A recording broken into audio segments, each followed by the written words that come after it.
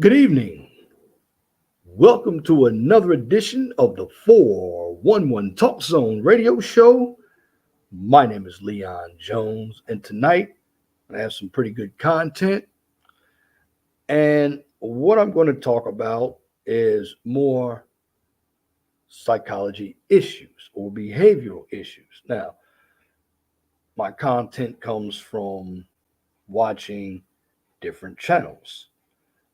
I've already done a pre recorded video on a woman who had a number of red flags. I might even play that video tonight. Furthermore, there's a judge out if you want to know more about child support. And I just got wind of her today. She's a Texas judge. Her name is Judge Vonda B. Vonda Bailey is her name. And that show right there, that court right there, you can see how there are a number of women who have to pay child support and they don't want to pay child support. But that's besides the point. Today, I'm going to talk about ego, the princess syndrome, IPD, which is an immature personality disorder, and it's equated with a BPD, a borderline personality disorder. And of course, I always have an open panel. If you want to talk about any comment that you want. Good evening, Celine. How are you? Now, I also have a poll question up. And the poll question is: do a number of people in America have a problem with their egos? Now, a lot of us, and I know I've had a ego myself. I've learned to diminish that ego so I can grow a little bit because when it comes to the real world, it's not about Leon. I live in the world, but it does take myself, me, to make sure that I know what's going on around me, but the world is not about me. So let me share my screen and get into, let's talk about some ego. And also have the link to this article in my chat. Now, shout out to Sean. What's going on, brother? Now, what is the best way to define ego? Well, what is an ego? Well, the reason why I'm bringing this to the forefront is many of us use this word just like narcissism very freely. Now, when it comes to psychology, they use the term differently. Now, depending on how you define ego, it may seem like something desirable or something to be avoided at any cost. It's a psychoanalytic term as well as a critical one. Now, in this article, the article is posted in the chat if you want to look at the article later on. I'm going to explore the different meanings of the word. So, when we talk about ego, ego is a Latin word and it identifies one's sense of identity, and it is also known as self concept. Now, the ego is a collection of beliefs that come up when one asks the question, who am I? Now, these beliefs are descriptive statements one believes about oneself. For example, the statement, I'm good at baseball, I'm a rapper. Could this be an example of an ego in this context? Also, things that one believes constitutes one's identity, such as sex, nationality, religion, as well as height, weight, skin, and eye color, and other descriptive characteristics, could also be considered examples of ego. Now, self concept should also be distinguished here from self esteem or self respect because the beliefs are descriptive rather than positive words or feelings. So I feel good about being a baseball player. I feel good about waking up every morning would be an example of self-esteem, for example. So origin of the word ego, as said before, the word comes from a Latin term meaning I. So when Sigmund Freud developed the theory of psychoanalysis, he used a German word to describe the part of the self that is responsible for decision making. Now, like I said, when we deal with ego, there's some characteristics about ego. As I share the screen again. Now, Freud's English translator chose the word ego. Now, what did Freud say about the ego? Well, Sigmund Freud believed that the mind was comprised of three different interrelated parts. You have three now. You have the superego, the ego, and the id. Now, when we deal with superego, it's basically a reflection or collection of moral and cultural assumptions we internalize as children, such as ideas regarding right and wrong or gender roles. It also represents one's conscience. Then we have the ego. This is a part of the mind responsible for ensuring one's desires and impulses that conform to external reality. This is referred to by Freud as the reality principle. This and the superego act together to constitute the conscious mind. And then we have the id. The id represents the unconscious mind. This is where all one's primitive drives come from, such as the desire for sex and food. So basically, Freud believed another purpose of the ego was to focus unacceptable and repressed desires and feelings of the id, which is the unconscious mind, into various mechanisms such as the placement, fantasy, and projections, amongst others. Again, shout out to the chat. I'm starting off, I'm talking about ego tonight, how people commonly define ego, and how does ego affect personality? How does ego affect personality? As I'm going to tell you this, the popular perception of the term ego is tied up with the idea of excessive self esteem or, of course, importance. Now, I'm going to give you some examples of how the term is constantly used.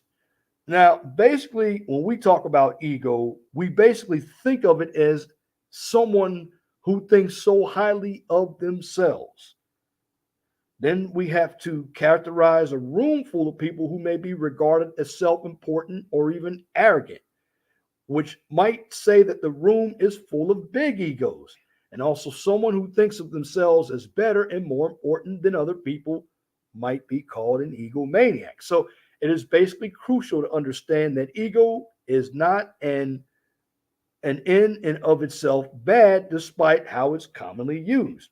Ego is used in everyday speech is more similar to self-esteem, but in psychological terms, self-esteem and ego, self-concept are words for two completely different ideas. So when we deal with ego, there's synonyms of ego. When we talk about synonyms, they're words that basically mean the same. So there's several synonyms that define the common definition of ego.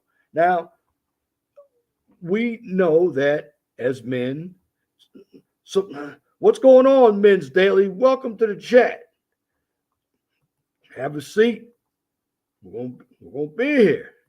Okay, dealing with some of the synonyms of ego, we have conceit. Now, as a synonym of ego, conceit means overly high self esteem. You just don't think you're a good person when you're conceited. You think you're magnificent, as in common in the mindsets of teens with adolescent egocentrism. You're vain and self absorbed. So, Basically, in other words, your perception of yourself and your abilities does not fully line up with reality. Like narcissists did in the Greek myth, you'll fall in love with your own reflection and you may spend a lot of times looking in the mirror, interest by the beauty of your own reflection. Now, does that mean that a conceited person is a narcissist? Maybe or maybe not. If you feel the need for constant admiration or have a sense of entitlement, lack empathy, and behave in an arrogant way, basically, you could be preoccupied with fantasies of success and see nothing wrong with taking advantage of others. You may have a narcissistic personality. Then there's arrogance, which is another synonym of ego that means you're overbearing, always demanding the utmost reverence from others. You take control of situations that aren't necessarily yours to control. This is what you have in the workplace. You have a number of individuals who are arrogant. You can't tell them anything. So, what you do is make power plays thinking of how that might affect others. In fact, you hold on to others in contempt, viewing them as less worthy than you are. Then you get into big headedness, and that's a casual synonym of ego. So if you're big headed, you have an exaggerated sense of your own worth, abilities, qualities, and of course, importance. So what you do is put people down and act better than they do. You demean others, staying intensely focused on your own over the top sense of self worth. Now, I'm going to tell you something. When it's all right to have some confidence in yourself, but you do get some people who are very, very arrogant, stubborn. They don't have any empathy or remorse for others. It's all about them. And this goes back to self satisfaction. And self satisfaction means that you're smug, you're pleased with yourself, that you irritate and annoy other people. And then we're going to get to others. Uh, Good evening, Jenny V. How you doing? Welcome to the chat.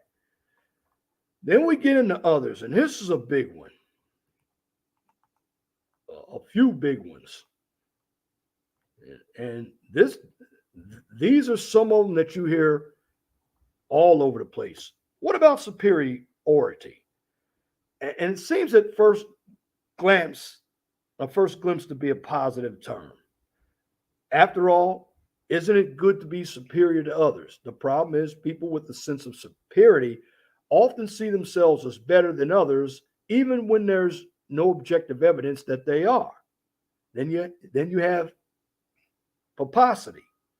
The meaning of pomposity is similar to that as ego. Now, pomposity comes from the word pompous. So when you're pompous, you behave in an inflated, grand way. So you're going to exaggerate your social status and job position, and you are likely to be overly serious and self promoting. Now, this is what happens on Kendra G's platforms when she gets individuals that are looking to dates. They do just that. They overinflate themselves. And then we get into vanity.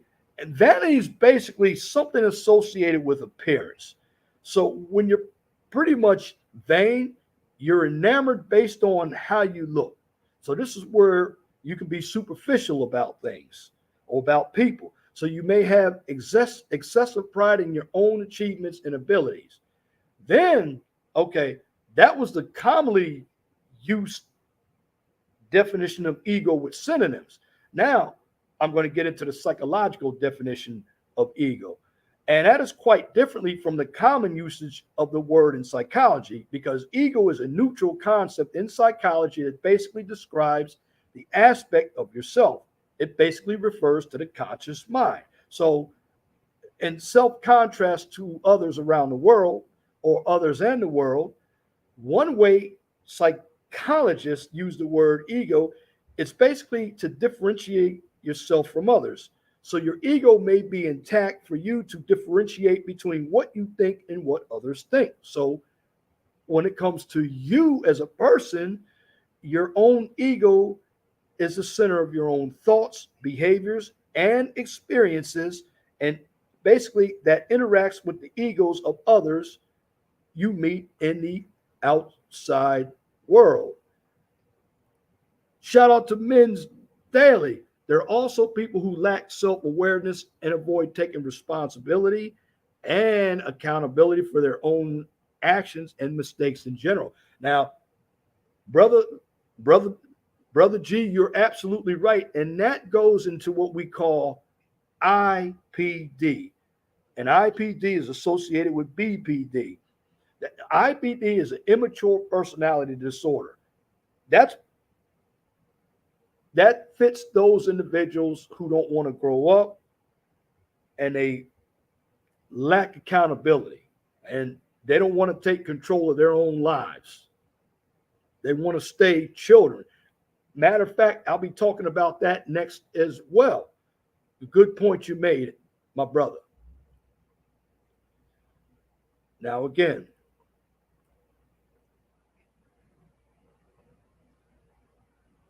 when we deal with ego, I'm now on the psychological parts of ego. Ego and psychoanalysis, and this is where Freud came to be part of the psychoanalytics here.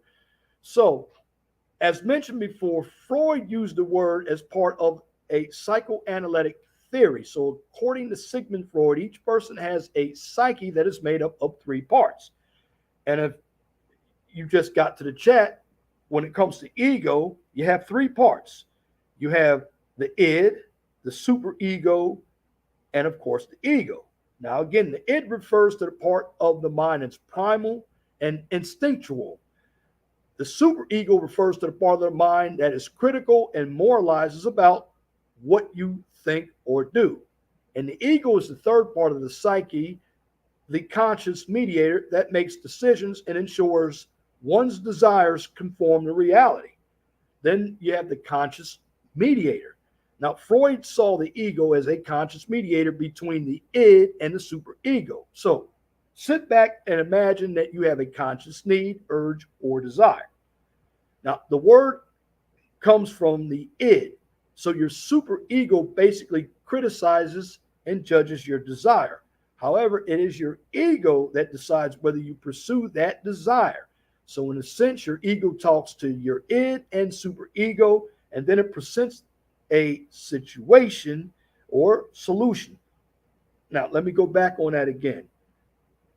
Your ego decides whether you pursue a desire, and your ego talks to your id and superego.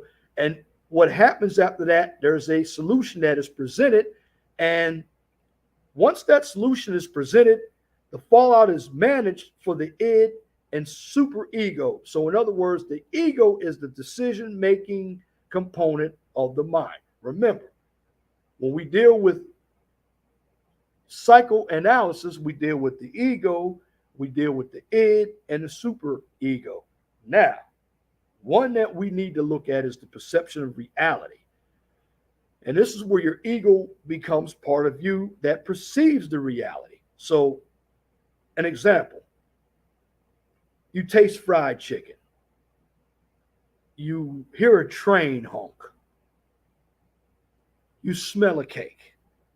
Now, it's your ego that takes that sensory information and makes sense of it. So, your ego is a rational part of your mind and it identifies what's happening around you. So, when we deal with synonyms for ego in psychology, the field of psychology does have its own synonyms, just like the commonly used word ego. Let's go back to the chat here. Let's see what's going on. Good evening, Alice. Welcome to the chat. Going back now, as I've already discussed the synonyms of ego as we use it in a common form, and many of us do use it wrong, where there's also ego used in psychology. So the first synonym, and if you don't know what a synonym is, I'm going to tell you they're words that mean they're similar to each other. That's what they are. They're basically adjectives describing something. So when we talk about the synonyms in psychology, we deal with self concept, and that refers to your view and how you view yourself. So self concept is basically the same as self image. So your concept is a complex set of ideas about what kind of person you really are. Then we get into identity. Now, of course, when we deal with ego in psychology, it can also refer to your identity. So, in this sense, your ego encompasses everything that makes you who you are. It can include your physical characteristics, your social status, and your abilities, and your mental quirks. So, your identity also may be referred to who you are in society as compared to others. Then there's self perspective. That is your own unique view of yourself as being part of the larger world. See, no one sees you quite like you see yourself, and no one sees the world the way you see it either. Then you get to self worth, and that depends on your ability to see good in yourself and judge it as being enough. So when you have positive self esteem, you think of yourself as deserving of good things. So you place your value on being who you are and doing the things that make you happy. Thank you, Alice, for that comment. What I'm doing, I am teaching some good psychology topics here that we need to understand as we get into self esteem. This is a pretty big one. Self esteem, because that word is also thrown around a lot. So basically, when we deal with any type of self esteem, it's having confidence in yourself. And when you have confidence in yourself, what you do is you feel a positive sense of self worth and self respect. Having a healthy self esteem is crucial in many ways. Why? Because when you think enough of yourself, you can confidently go into the world and meet your needs and fulfill your desires. So, with a healthy self esteem, you're not only able to treat yourself better, but you can treat others better as well. So, remember, self esteem is just not about you, it's how you treat yourself as well as others. And then we get into the individuality. Now, when we deal with psychology, we talk about behavior, but psychologists, when they utilize individuality, they can also design or define ego. Ego is coming right back up in this stream. Psychologists sometimes define ego as individuality. So this is a self contrast to the selves of others. You are you, no one else is you. You have your own words, thoughts, preferences, and abilities. You are in charge of what you think and how you behave. You're a distinct individual with a unique perspective and path in life. Then we go into personality. Personality is the set of unique qualities that make you who you are. If you have a cheery personality, you greet the world with positivity. If you don't, you're going to be like, when Christmas time comes, you always see movies about Scrooge. You're going to end up being Scrooge until the future says he's going to die or something. Then he changes his personality. So if you smile often and think about good things in life, or if you have a bossy personality, and some do, you push others to do what you want, putting them putting them in their place, or putting your own judgment about what's best ahead of anyone else's, or you push people away. So your personality is your way of being in the world, and as such, it's the ego component of your psyche. And then there's related words that people used to talk about ego. Then there's egoism. It's basically a philosophical concept. It's a belief that moral behavior is based on serving your own best interests. So, for those who feel that having a big ego is wrong, you may sound far fetched, but it is easy to see how taking care of yourself first is the best thing you can do. And I do want to say that taking care of yourself. Shout out to Alice. We do need more men teachers. We do. But a number of men don't want to be teachers because of what they got to deal with. Again, as we go on to egoism, something that we're going to talk about.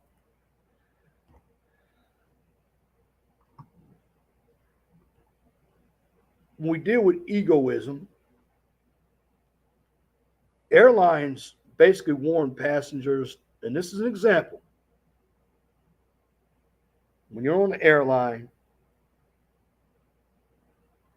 you have the crew, they basically warn passengers to put their mask on before somebody else. Why?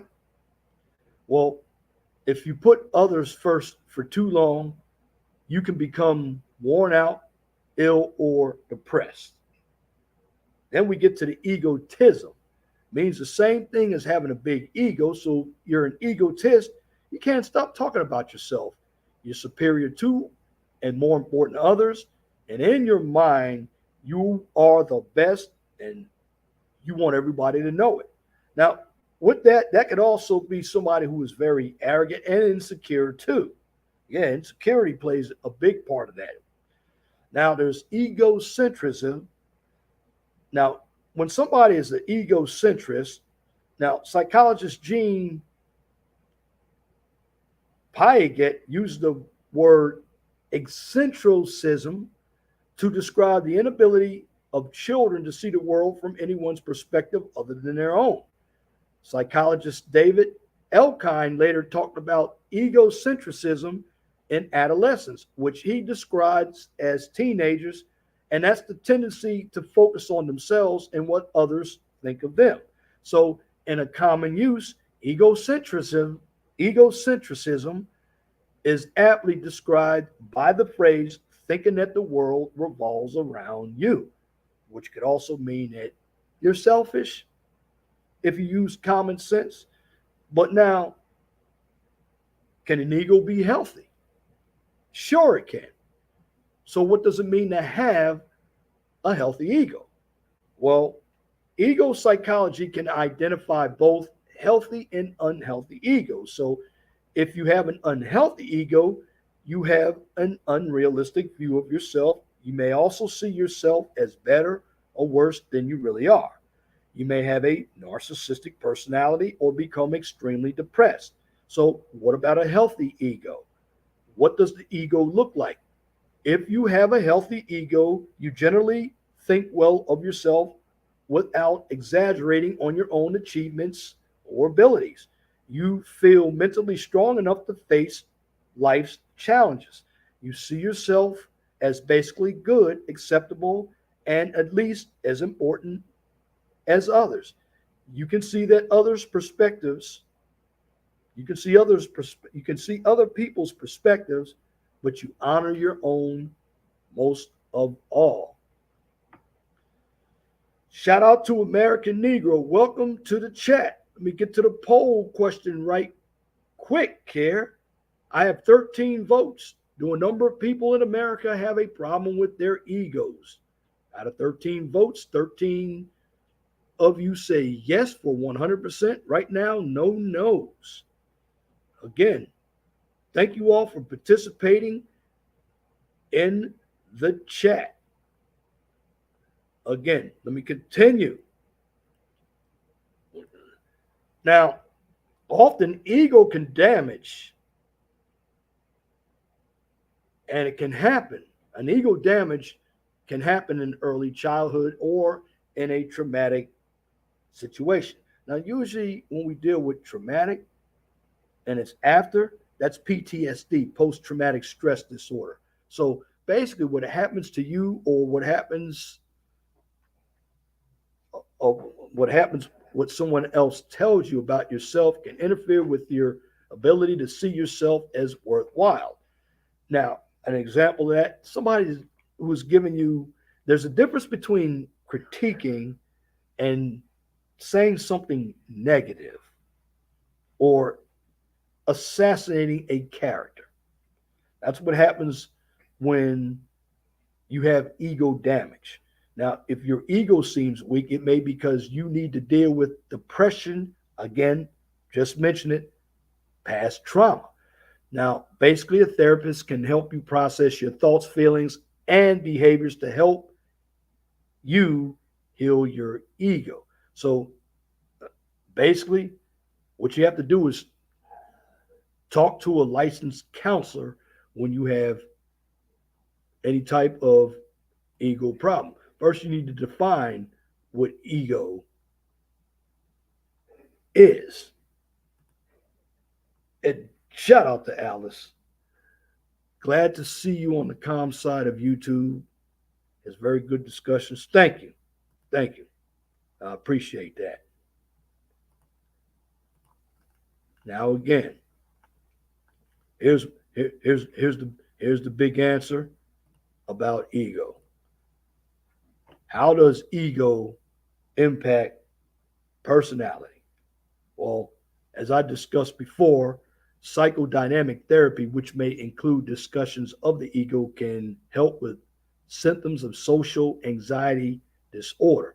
But when you are feeling anxious, it can be difficult to attend in person sessions. So, this is where you can have your online therapy. But again, when it comes to ego is not necessarily something bad. We might perceive it as bad, but it's not bad at all. But remember, we all have egos.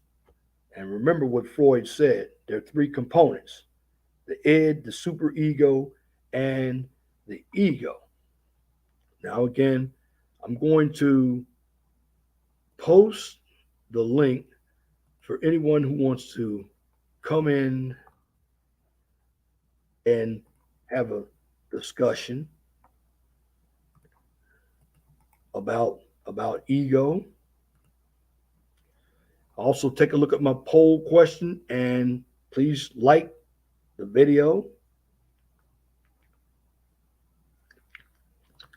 Shout out to Alice.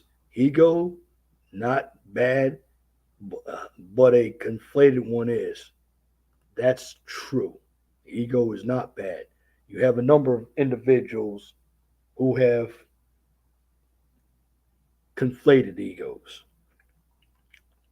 Now, again, something else that I want to get into, and that is the immature personality, or we call it signs.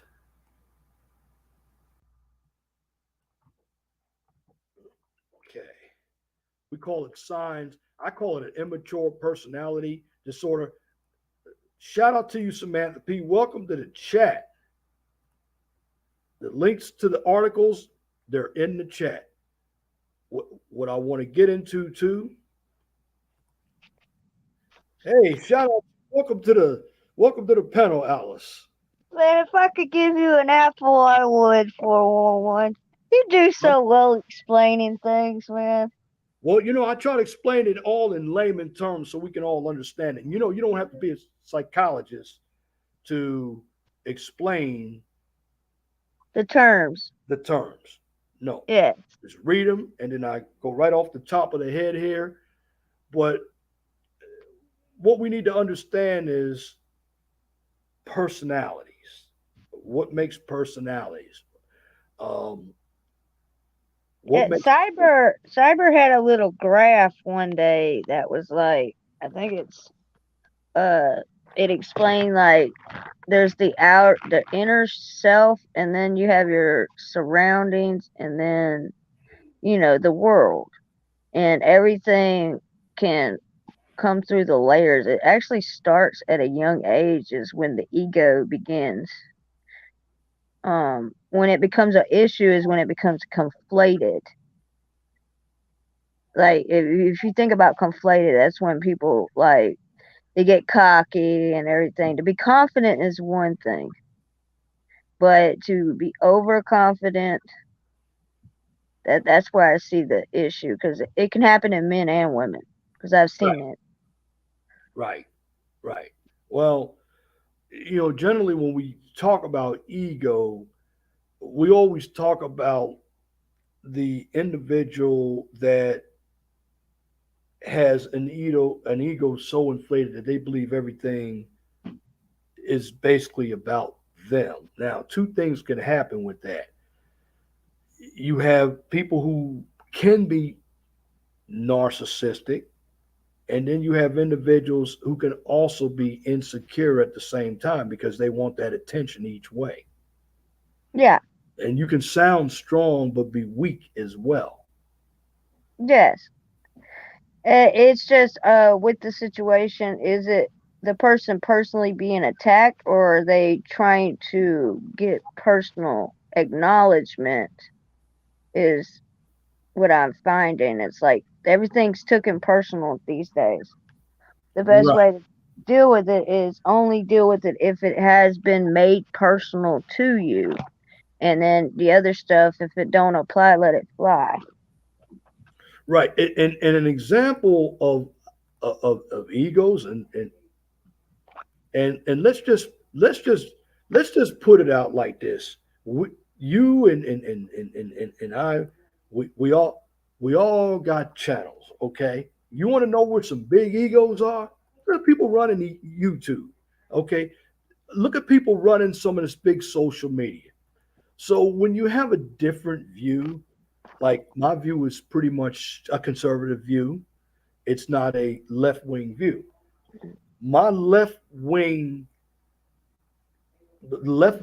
actually, even when they come up with the most idiocracy out there, it seems to me that their posts stay on these platforms while you talk about the Constitution, you talk about Second Amendments. They want to basically dismiss that, cancel you. And that's what Well, YouTube's done. I think it has to do with they're looking for mockingbirds, and they can't stand anyone that will question the agenda.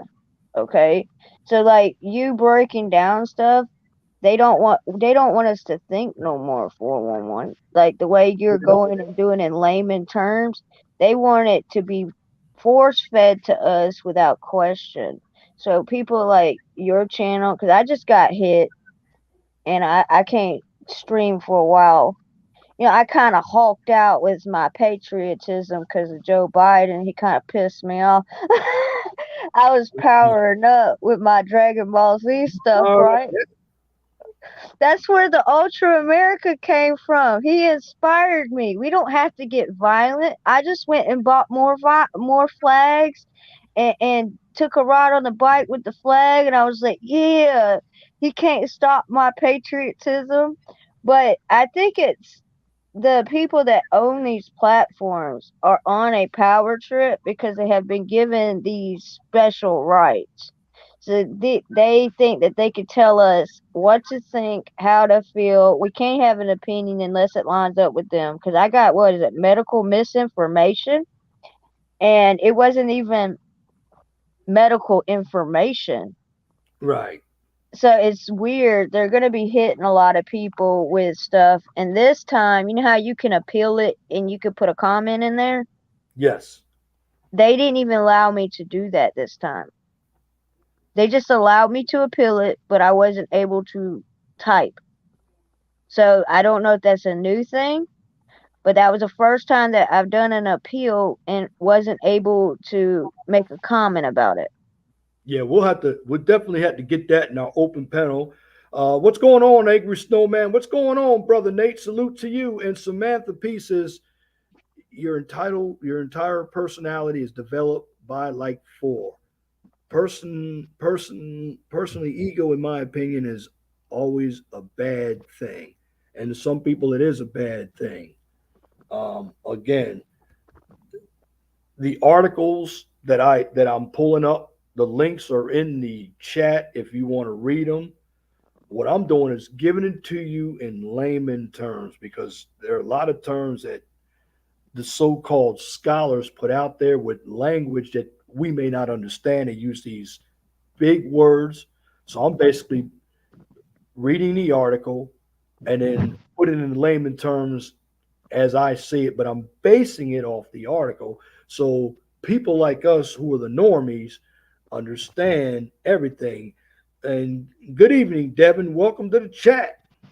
Let me ask you a question. Since you've been doing research, right, on Yes. all these medical terms, have you noticed how they're shifting the definitions? Because I've noticed like a lot of things, like they're branching out the words, changing the definition, and then like it's weird the way they're. It's kind of like if they can change the language, what else can they change? But have Well, you noticed that? I have noticed that, and shout out to brother Nate. He probably notices that on brother Nate goes deep down in that too, and just the point. Now I'm going to put everybody because I'm in a group with brother Nate, and we're all what we're doing. We're actually taking the real world when we do our platforms, and we do it better than a lot of other people, and we're breaking it down into layman terms so everybody can see what's happening because most people, Alice, cannot see what's going on. In fact, when it comes to the mainstream media, they have the biggest egos out there because they think they know more than we know. And in the end, they're doing the work. It's like they're the shadow government. They're doing the work for the left out here. And you talk about promoting misinformation. Well, they're doing it. Why? Because when you are a low information voter or somebody that has no concept of the real world, you're gullible. And that's what the lefties are going on. And shout out to Brother Nate. That's a good topic, too, the soft girl era. And you have some of them, got to watch out for those soft girls out there. They appear. Well, I think they're playing on people's emotions. That's why they put out so much reactionary stuff, and they know that people's emotions are in high speed right now because look at how they do the media, right? They're always putting these like trigger words out there. They'll say mass shooting, or they'll say they don't say gun control no more. They say gun safety. What else are they doing? Oh, it's just a lot of stuff. It you have to be able to step away from the TV to really process what you're seeing. If you're constantly in front of it, you're going to miss what you really need to pay attention to because I'm pissed off at the fact that they're allowed to push propaganda. We used to have laws on the books that prevented this, and they're changing stuff where we can't even understand it. So it is good to go back to layman terms because that's the way everything was supposed to be written for Yeah, women. that's how we do it. And Brother Nate, shout out to him. He's going to talk about something that everybody's talking about. He calls it the soft girl era. Now, what I'm going to tell you about that, here's what What I'm is thinking. that? Well, it's when you have women out there Okay. who appear to be soft, but I go deep. They're really feminist deep down inside. What they're trying to do, and of course, this stems predominantly within the ABW. What they want to do is they want to appear one way but they operate in the other way. In other words, Oh, they Dr. want Jekyll and Miss Hyde. they're delusional, and well, they are delusional, and I may show you some delusion when I have a video that I did on Sunday, a Kendra G video of a person, and I broke down all of what I saw her behavior. Well, it's So kind of like the filters. You know how you be on the social media and people will be using these filters Like, I've seen some of the TikToks where the girls take off the makeup and then you see them with the makeup and they look like two different people. So Right. it's like because people have become so shallow to look at the outside, they're not taking time to find out what's on the inside. And then when the inside finally comes out, the makeup is like melting off their face because people, like the person, realized that they're not that pretty shit. All they were was a pretty shell. Well, here's a good point from Samantha P. To the question, what else can they change? The laws. Laws are written, but how they are interpreted, that's another point. So we could all be reading the same law, but you're going to have people come at it from a different way. And guess what? In layman's terms, I'm going to tell you something. Well, Angry Snowman already answered it. It's Uh, all propaganda. It's all bullshit, really. Okay, yeah, bullshit. no sugarcoating it, right? And and with the news, it's a double-headed issue. People click on inflammatory titles.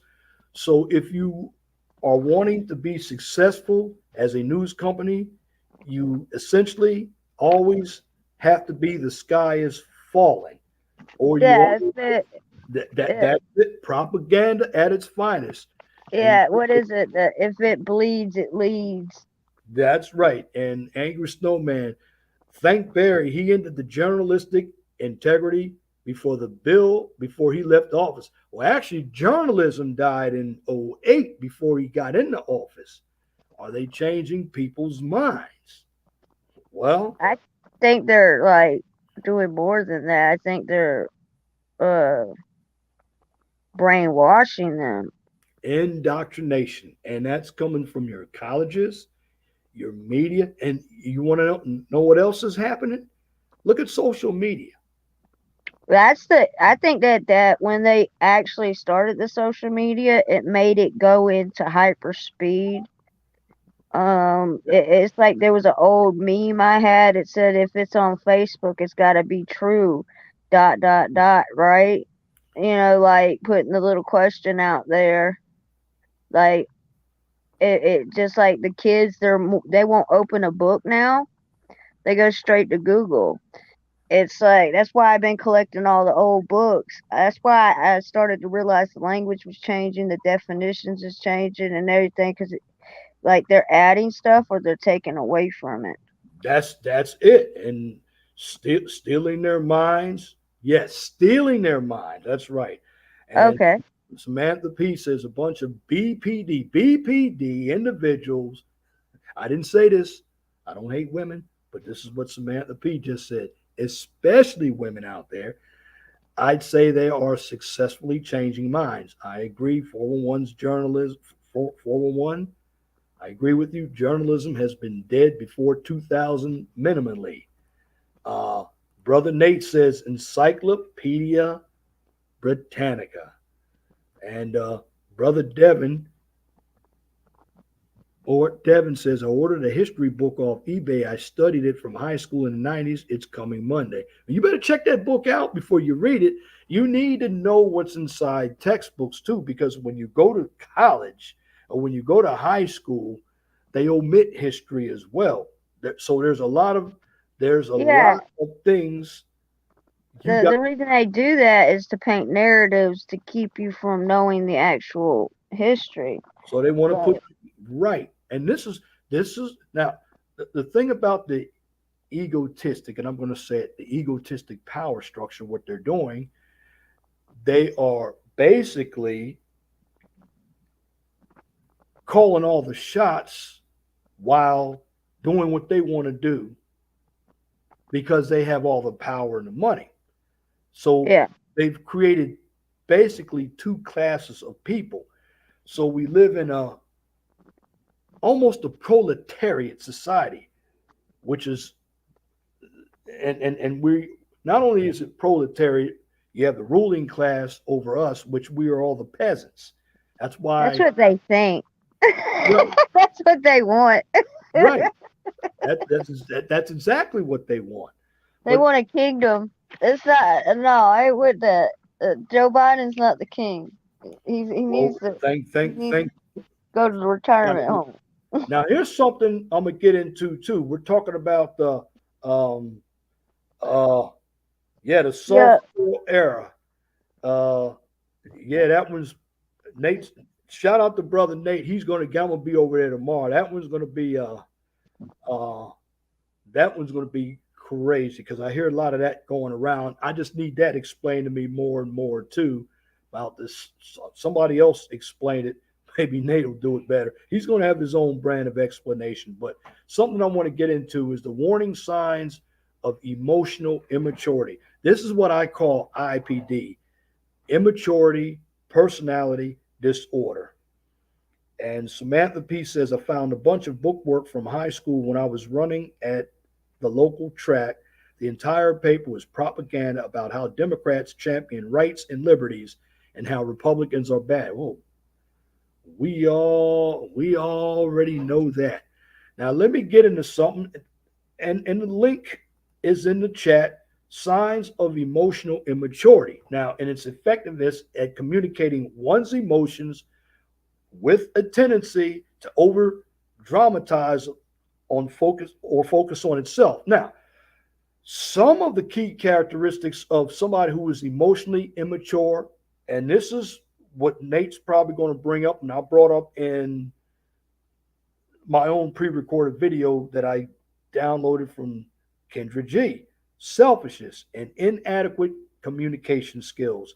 So as a result, they may avoid having difficult conversations or make jokes during serious emotional conflicts. Now, these are people you really have to watch out for.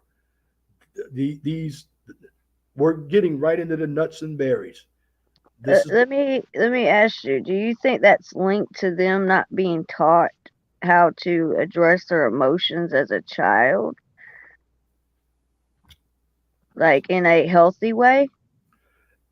It is, but they're also being influenced by individuals as they have progressed into being teenagers and adolescents by education. Because, education is doom and gloom by what they see on television as well as what they hear in Facebook. Now, last week you weren't here, but I did the dark triad. The dark triad characteristics thrive in a capitalistic society. Well, the dark triad is well, there's a lot of Machiavellianism, which is the term came from Niccolo Machiavelli, who was an Italian philosopher back in the days. And when somebody is Machiavellian, they're manipulative. And then you feature narcopathy and psychopathy. And Devin Oh, said, you've been going through all the different types of conditions. I see. You've been busy well, for a little while. in order for me to deliver my information, particularly I'm doing some from memory and some from research and some from articles because I need some backup. I just can't come out and just say something. I need to Yeah. know what's going on, and there's some things I question. And brother Nate is right. I love when narcissists use the word narcissist. That's correct. Yeah, they use it to deflect from their own reflection. They have Well, the grandosis complex. well, you're gonna well, you're gonna get this too when we deal with IPD. This is I call it emotional immaturity. Now, basically, Okay. with this research isn't exactly clear on any emotional immaturity, but one thing that I can tell you, there is a strong association between a child that has been mistreated or abused, and it's basically the inability to develop parts of the brain. So when it comes to emotional immaturity, there are stark differences because when we deal with emotional maturity, that's when a person has the skills to react to situations appropriately and they can control their emotions. Notice what I said. They can control their emotions. And this is what we're seeing a lot of on YouTube and other places. All right. Yeah. Some examples of immaturity and maturity, relationships. And this is what you're going to probably see tomorrow in Nate's stream. If you're in Okay. a relationship and you have a conflict, the emotionally mature person is able to sit down and calmly discuss an issue, while the Yeah. person who is not mature will get defensive. Again, rest in peace, Kevin Samuels, the sign, shame, insult, guilt, and need to be right. They will get Yeah. defensive. And they will, again, I've already done a video on it. They'll deny that they've done anything wrong, or they will deflect. And when you deflect, you basically discuss, you basically avoid the conflict. Or you have a straw man argument, you bring in another conflict that has nothing to do with what you're discussing. Now, there's also professional situation. So when you're at work and there's an issue that arises, the emotional person is going to accept responsibility for their part of the problem, while the immature person is going to lose their temper with their coworkers or become mad because they're not being praised for something they do correctly when it's not about what you're doing correctly. You notice what I just said? Straw man argument. They'll also point the finger to actually prevent accountability of their own actions. They don't know how to self-reflect when they're emotionally immature. Because to be emotionally mature is to be able to do self-reflection. Wow. Yeah. And here's the thing. Uh, yep, the majority of these individuals have untreated trauma and no coping abilities. Their wires are crossed in their brains. Uh, That is true. I find that the emotional immaturity is more on the woman's side than it is the man. Is like because women are naturally emotional to have children, like we're in tune. yeah, that's What fact.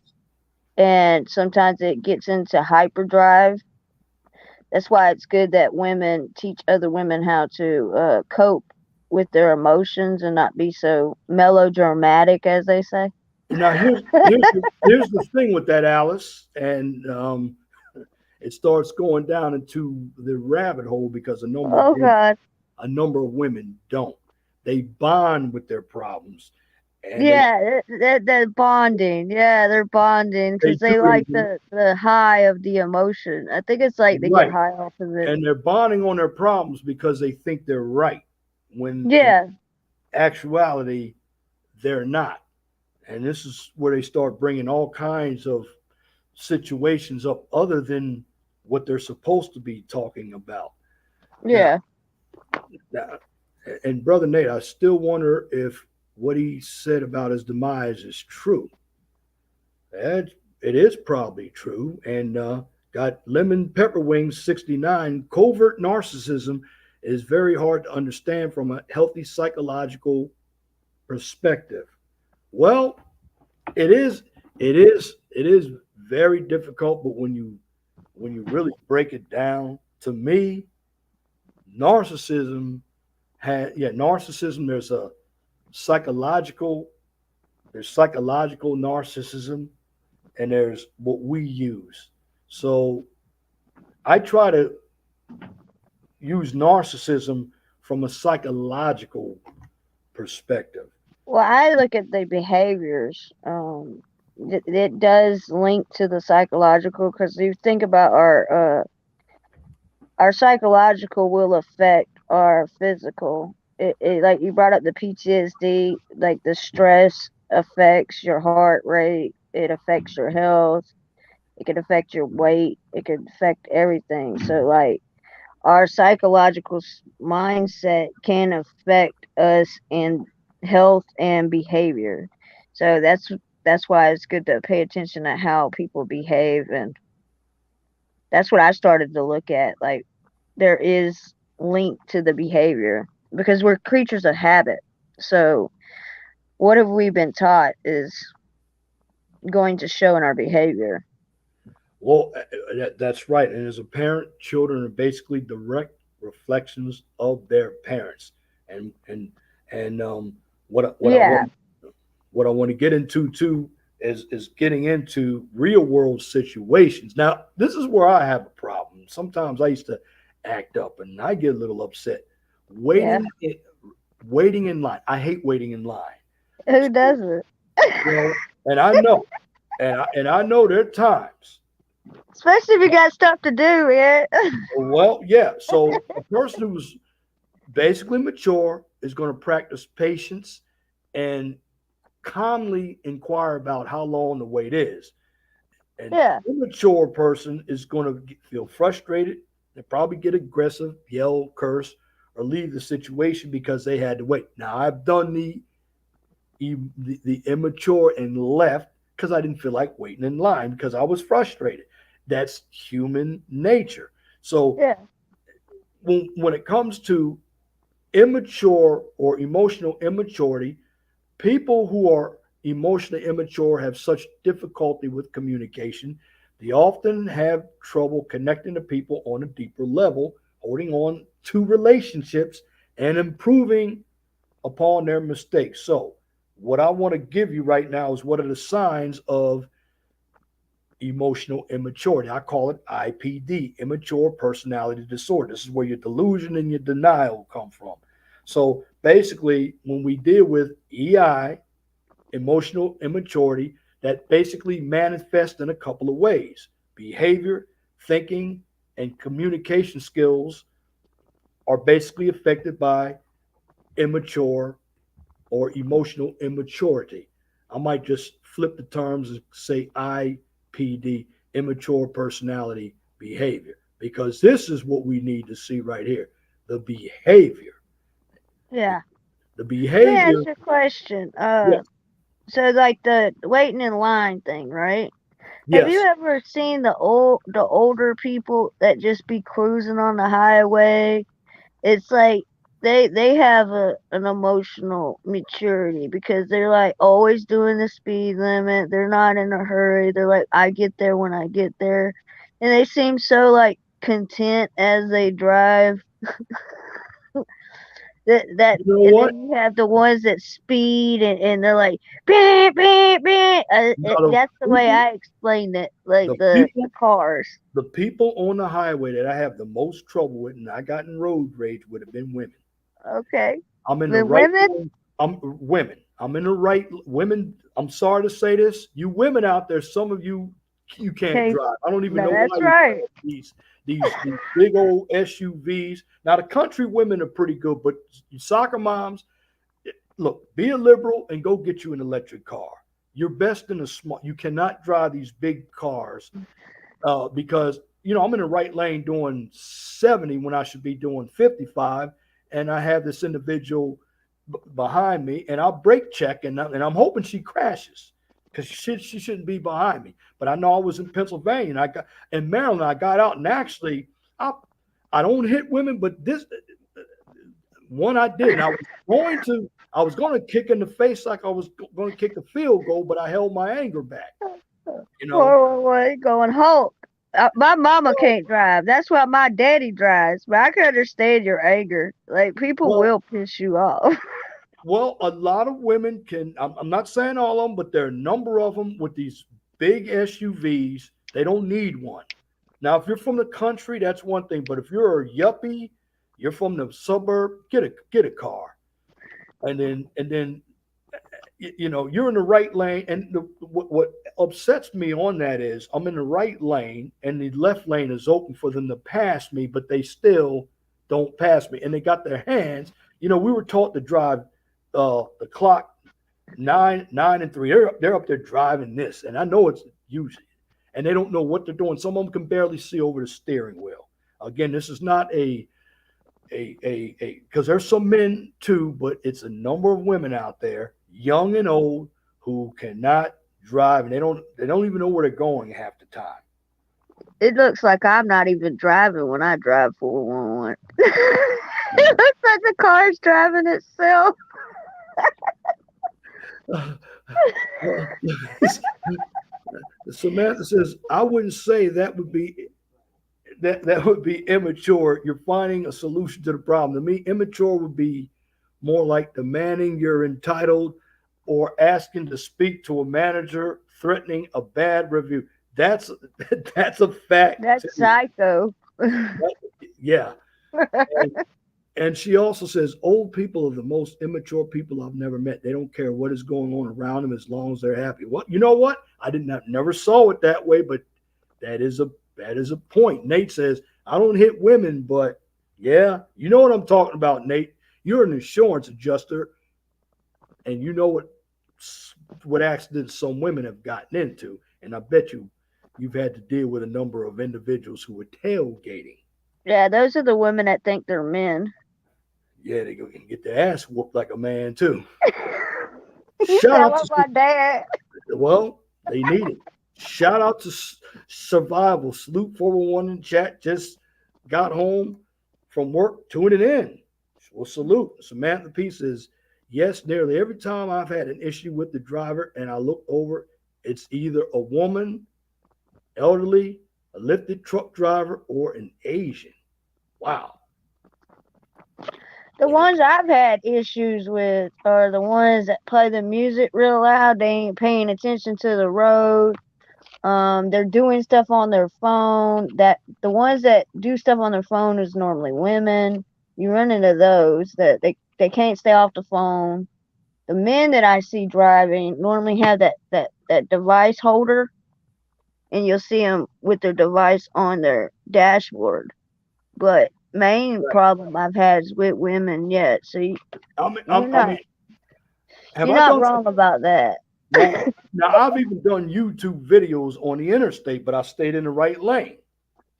I don't do too much of them anymore, but I have done it. And I won't name any names, but I witnessed some narcissistic behavior in SKC's chat room this morning. Oh, okay. Wow. All right. Now, this getting back to the immature personality, or I'm just going to call it IPD behavior. A person's behavior is one of the easiest ways to recognize an emotionally immature person. So you're going to notice that a person's emotions escalate significantly, similar to how a child, that's why I'm doing this, how a child would react.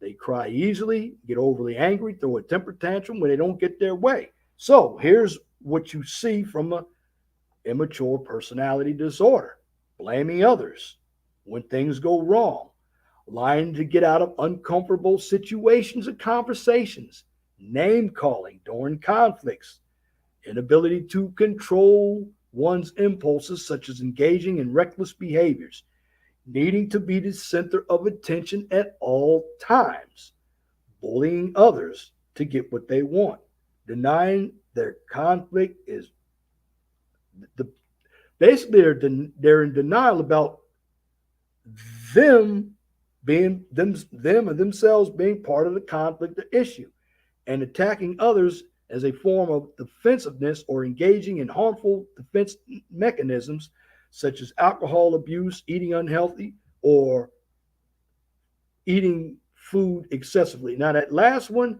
they're definitely looking for attention. They should be on the 600-pound fat life on TLC if they're going to do that.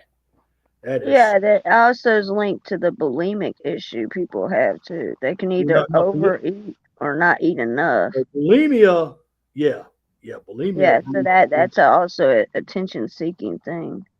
Absolutely. Now we get into childish behaviors in adulthood. So, emotional immaturity is marked by an adult behaving much like a child during times when emotions are high or conflict is present. So, people who have IPD often think of themselves first, assuming that everything around them is simply an extension of their world.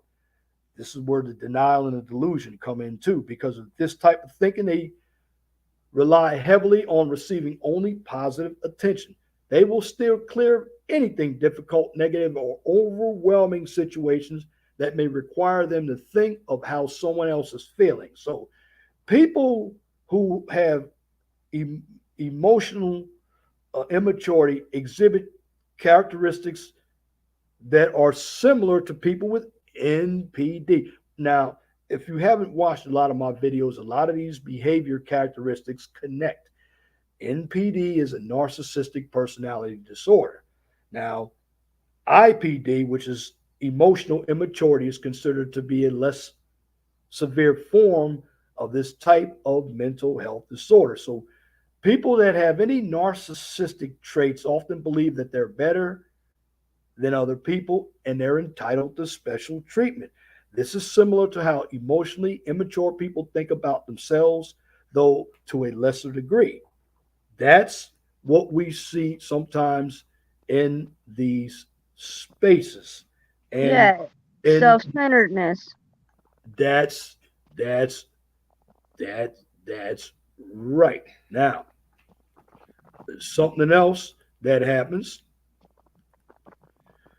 So when a person with narcissism doesn't get their way, or they're forced to participate in things that threaten their ideas of themselves, or they change their behaviors, they may react to an emotionally immature, they may react very immaturely.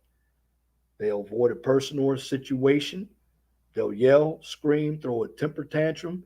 They're going to have a lot of hostility and distrust. And again, when it comes to immature personality disorder, communication is always the key because these individuals can't excessively communicate when it comes to difficult subjects.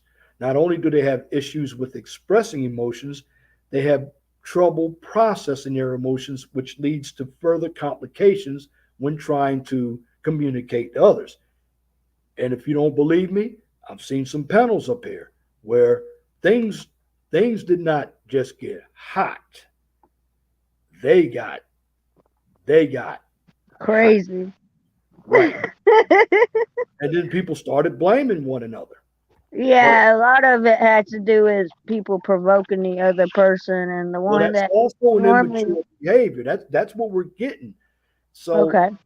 the inability to communicate beyond positive topics also drives their behaviors in situations where they feel backed up, or they feel like they're victims. They're always going to cry victim.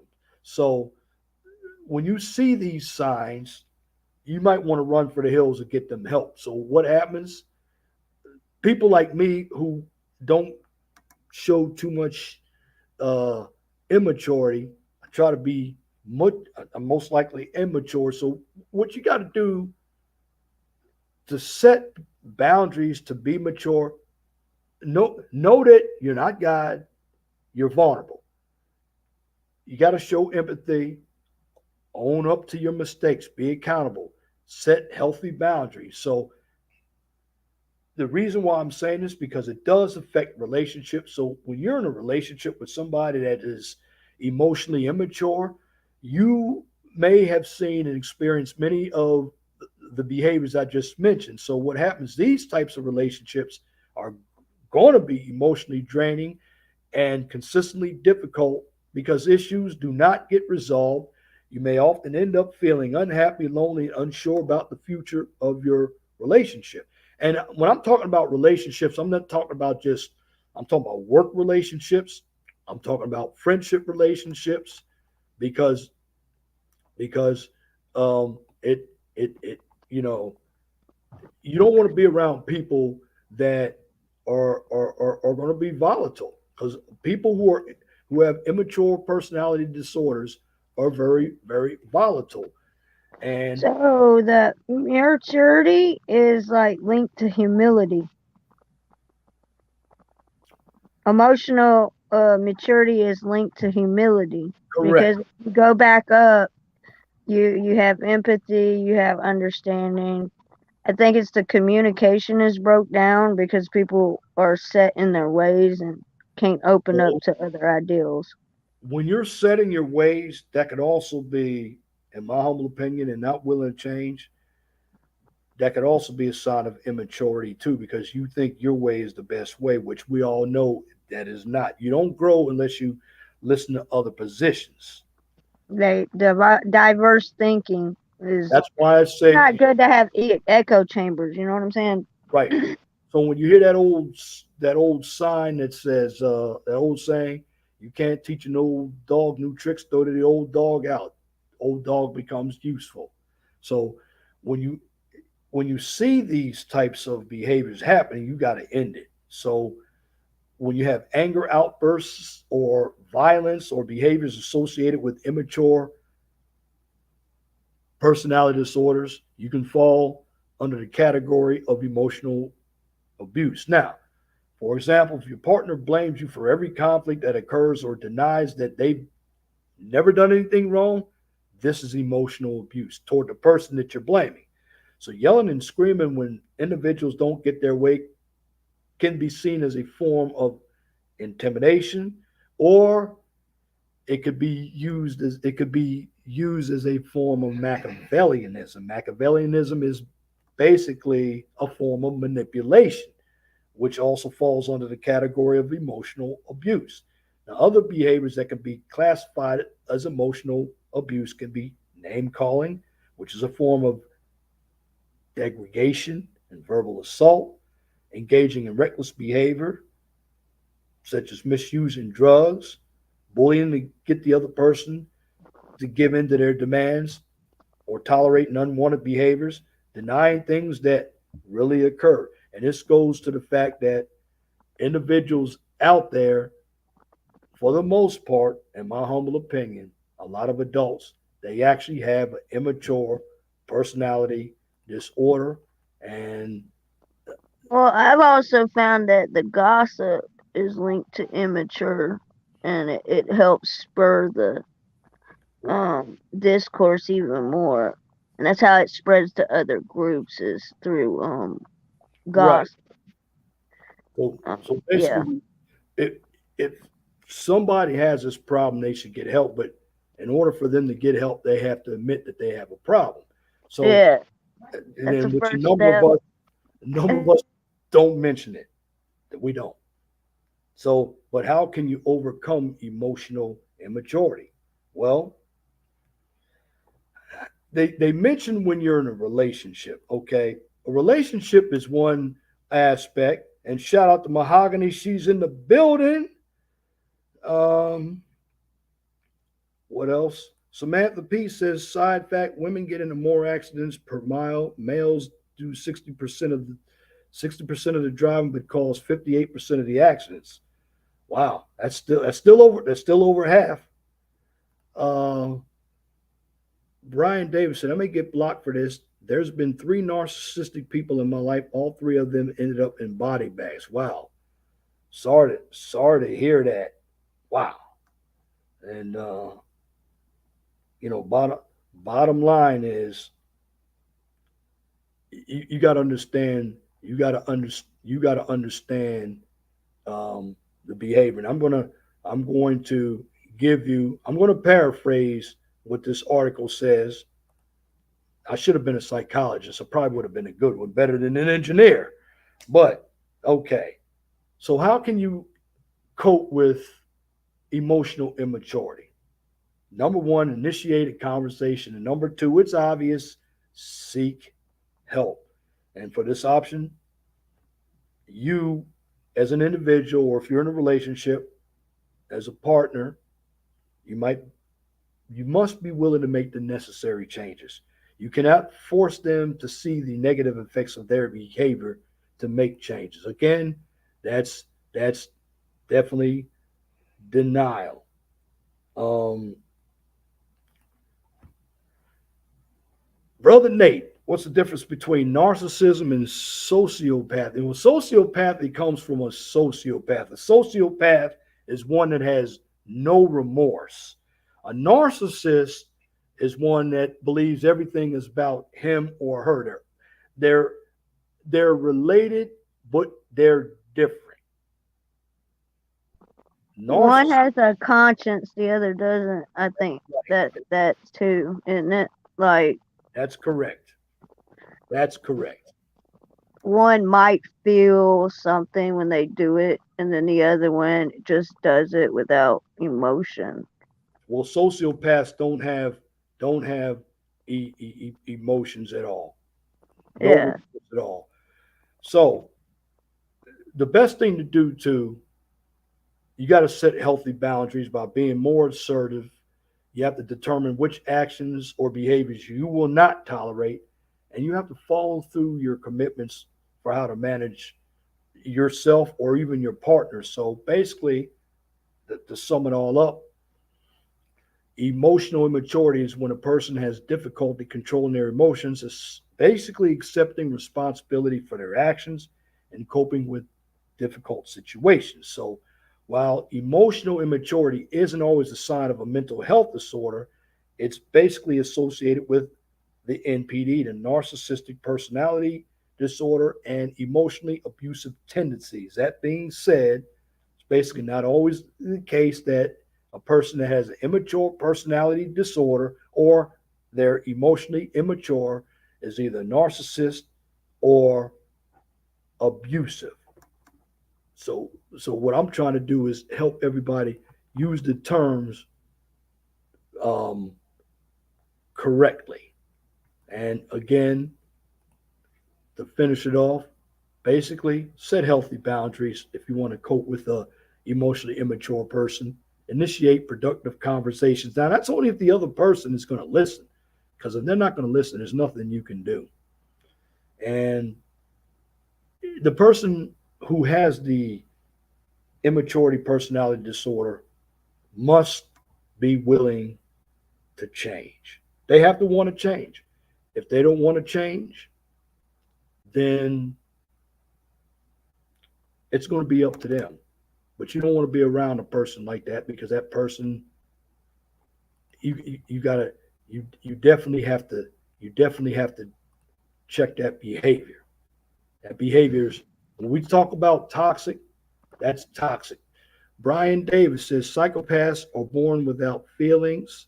Sociopaths are born normal, but something happened to them not to care anymore. That's what I'm talking about. No, Nate wanted the difference between narcissism and a sociopath. And yes, sociopaths are normal, but in their current storm, in their current form, they have no remorse for others.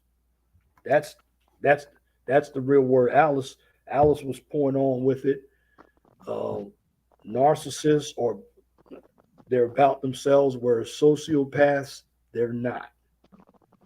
And the next thing I want to talk about is the princess syndrome. Yeah, the princess syndrome. Um, See that the thing about the what is the emotional immaturity that can be actually worked on if you get the right counseling and you start to actually acknowledge the Absolutely. behaviors. Now, narcissism, I don't think there's any real treatment for that, but this immature emotional behavior, it can be corrected when the person humbles themselves to realize what is going on, and then you can start getting down to the inner issues with that person. They could be misdirected and never had the direction that I have found with working with some people. Like when you're doing the steps, like I went working at AA, I've realized like the different walks of life, right? Right. So they go through the 12-step process, and then you start to see that a lot of people have been through a lot or something triggered them to drink, and they thought that they started to self medicate, and instead of dealing with the actual un, the inner issues that they were dealing with, the stuff that they wanted to hide. So like the alcohol became a cover for their not willing to deal with the emotions. So Right. that's what they drank for, to cover up that feeling, or they did it for fun and then it became a habit and then their body became addicted to it.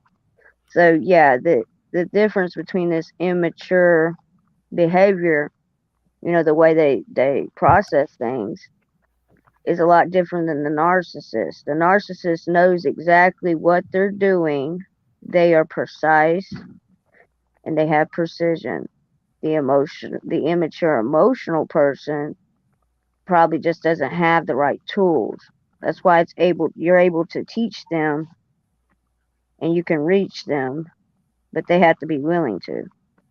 But the Right. narcissist has already set their path. And shout out to Lemon Pepper Wing 69 says, so explain why most people are narcissists, most successful people.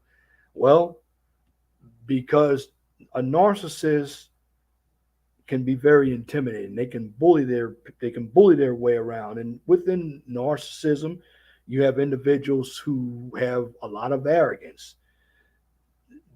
And some of these so-called successful people also have an immature personality disorder too, because some of them might have gotten their way by yelling and screaming as well, because being a narcissist might not just be connected to being a narcissist, it may be connected to other personality traits. Let's say if they're a short guy, then they have the Napoleon syndrome. Yeah. It's it's a fact. Yeah, I have that conflict sometimes. You know what I mean? I work with a guy. I work with a guy. I work with a guy named Al Pica who had the Napoleon syndrome. I mean, he was a short, dumpy guy, and he bullied his way to the top. I don't do the bully. I just don't put up with the bullying. Um. So yeah. But the narcissist also could be a product of being a child of a narcissist.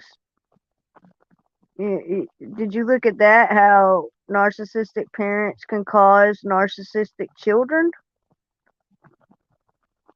What's that now? Like some of the narcissists we see today are products of narcissistic parents.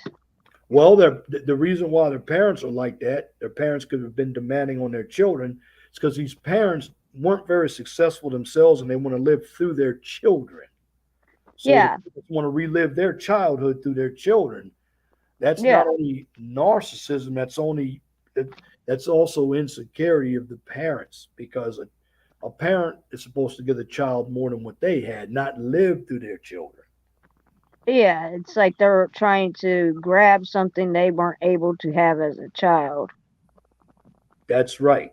That's So like that, like what I mean by is like that parent being a narcissist and then having children, and the way they are can affect the growth of the child, which that child grows up to be adult and never became emotionally mature because it wasn't shown properly. And that child may pick up the same traits as the narcissist without knowing that this is bad behavior because that's all they knew. Because we're creatures of habit. Like you said, the kids pay attention to what we do. They'll listen to us, but they pay more attention to what we're showing them. well. Shout out to Samantha P. She saw a little girl in the grocery store wearing a princess dress. And speaking of princess syndrome, that made that's I want to hit on that topic, the princess syndrome, and I the princess syndrome is a form of delusion and denial as well. It is, and I'm gonna I'm gonna I'm gonna also put this in the chat so you can definitely Do you think that this caused the women to start thinking they're queen? yes. You think that's what caused the queen Well, term? I'm a queen. well, it's also because a lot of us guys have given them what they wanted and they didn't Oh deserve no, that's bad. that. Well, that's a lot of simping. But the princess syndrome. Now, here's one. It's from Psychology Today. The link is in the chat. You're not going to find this in any medical textbook, but the definition is it's a girl who suffers from PS. Any woman who suffers from this lives in a fairy tale world, and they only focus on pretty things. I call it nuts and berries, and she's putting herself at the center of the universe by obsessing about her looks. and if headed she's only headed to the playground. So while this all can be in fun, this is going to set the tone for the development of a young woman by influencing her self-esteem and her dependence on others, and basically how she takes care of herself and how she feels empowered. Do you know? Do So you know? it's linked Well, to vanity, kind of like they have a vanity issue. yes, yes. You think that, yeah, yeah, that's what I'm thinking because they're not living in reality. Well, and there's also narcissism and denial and delusion involved with that too. And these messages are presented everywhere to girls as being a princess. I'm a princess, and then individuals calling them princess like their mothers.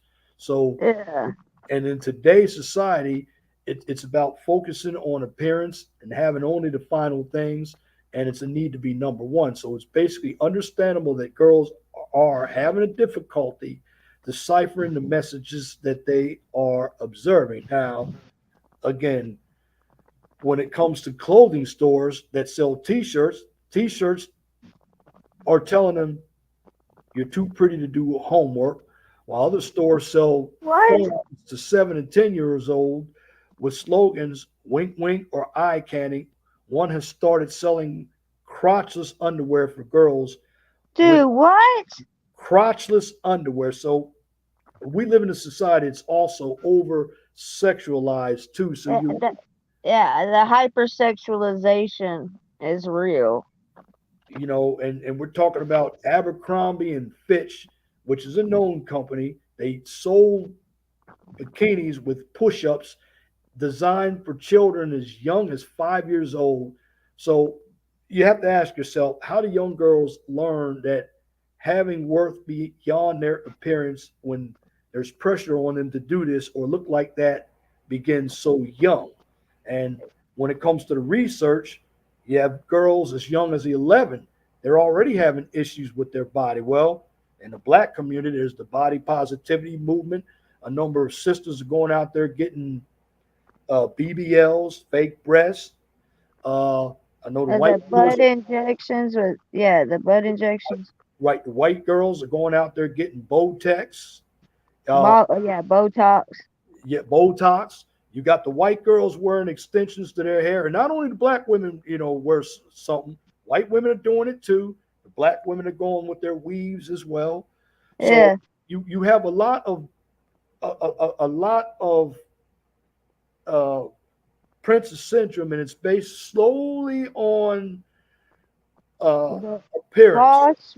false reality of beauty standards. Right. That's what I noticed with the kids' clothes, like the little girls' clothes now, like the shoes. I wear a size 2, so like it's nice when I can find heels in my size. But what I found is like the kids' shoes are becoming like women's shoes. Like they're dressing the kids like they're grown. Like the shorts are extra short. Like they're short shorts. Um the bathing suits, they used to just sell one pieces for little girls. Now they got the two pieces. Um yeah, so I didn't know nothing about the crotchless draws. Like what's the point in that? Well, again, Besides it's easy access. well, we're an over, and that's not part of the princess syndrome, but It's causing it. it's caused. Well, the princess syndrome is when no matter today, no matter what you look like, you have a number of individuals, and I'm gonna tell you what gives a number of females the princess syndrome is social media. And where does that come from? A number of guys cash apping them and putting messages in their DMs, even when they're not attractive or desirable. Guys who are desperate themselves are calling them queens, and they're telling these women they're beautiful, and they get a big ego, and they think they are tens when a Yeah, number and of then them are twos. or they're doing the big thing on Instagram was the hearts and the like button. it was causing like an addiction. They were looking at that, like how the like button affects people, gives them like a euphoria, kind of like a high, a Right. dopamine boost. And then the hearts, and then the shares, and then the comments. As long as they were positive, it inflated their ego even more. Um, but yeah, it's not just the DMs. I think it's linked to the likes, the shares, the comments. As long as they were positive. Well, Um, like I said, these issues, and shout out to Samantha P. I feel similarly when parents are overbearing. I've seen individuals go from letting others raise the children to become helicopter parents.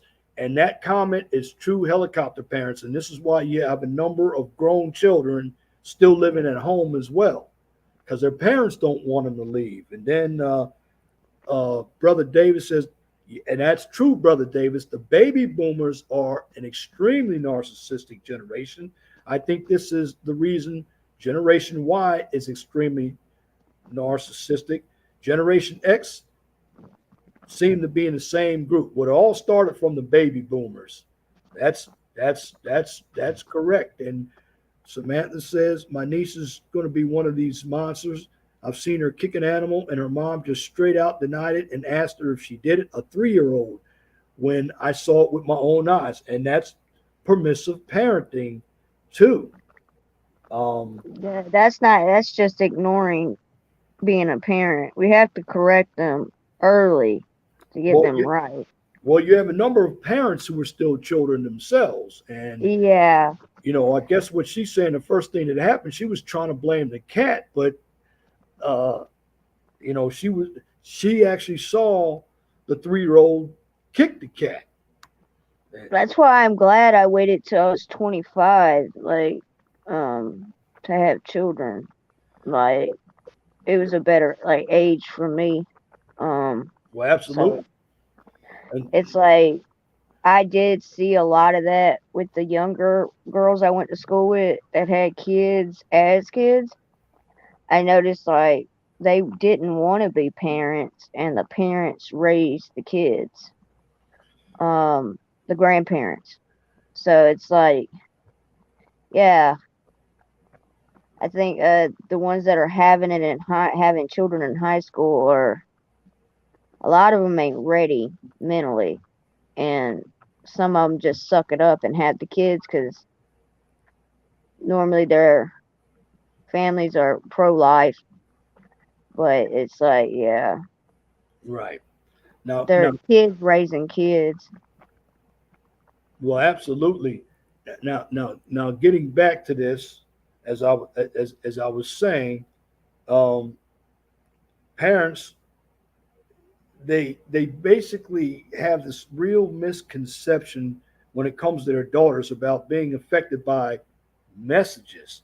Even you have teenagers going into Instagram, and it's it really takes a lot of self-awareness and self-confidence to avoid being seduced by these messages. And there are a number of these young girls who are very gullible, and that's why they can be taken.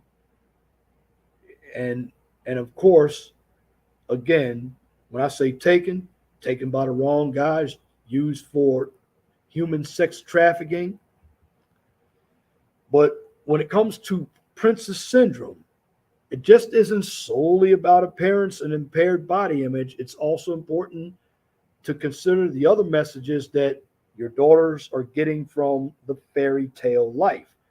She may learn that she cannot be self sufficient, and she has to rely on the savior to make it all better. This can include friendships that are vapid and superficial, boyfriends who get to dictate to her what she can or cannot do, and a lack of internal motivation because she accepts it all coming to her. This is the one type of female that is very gullible. So being a princess has its place.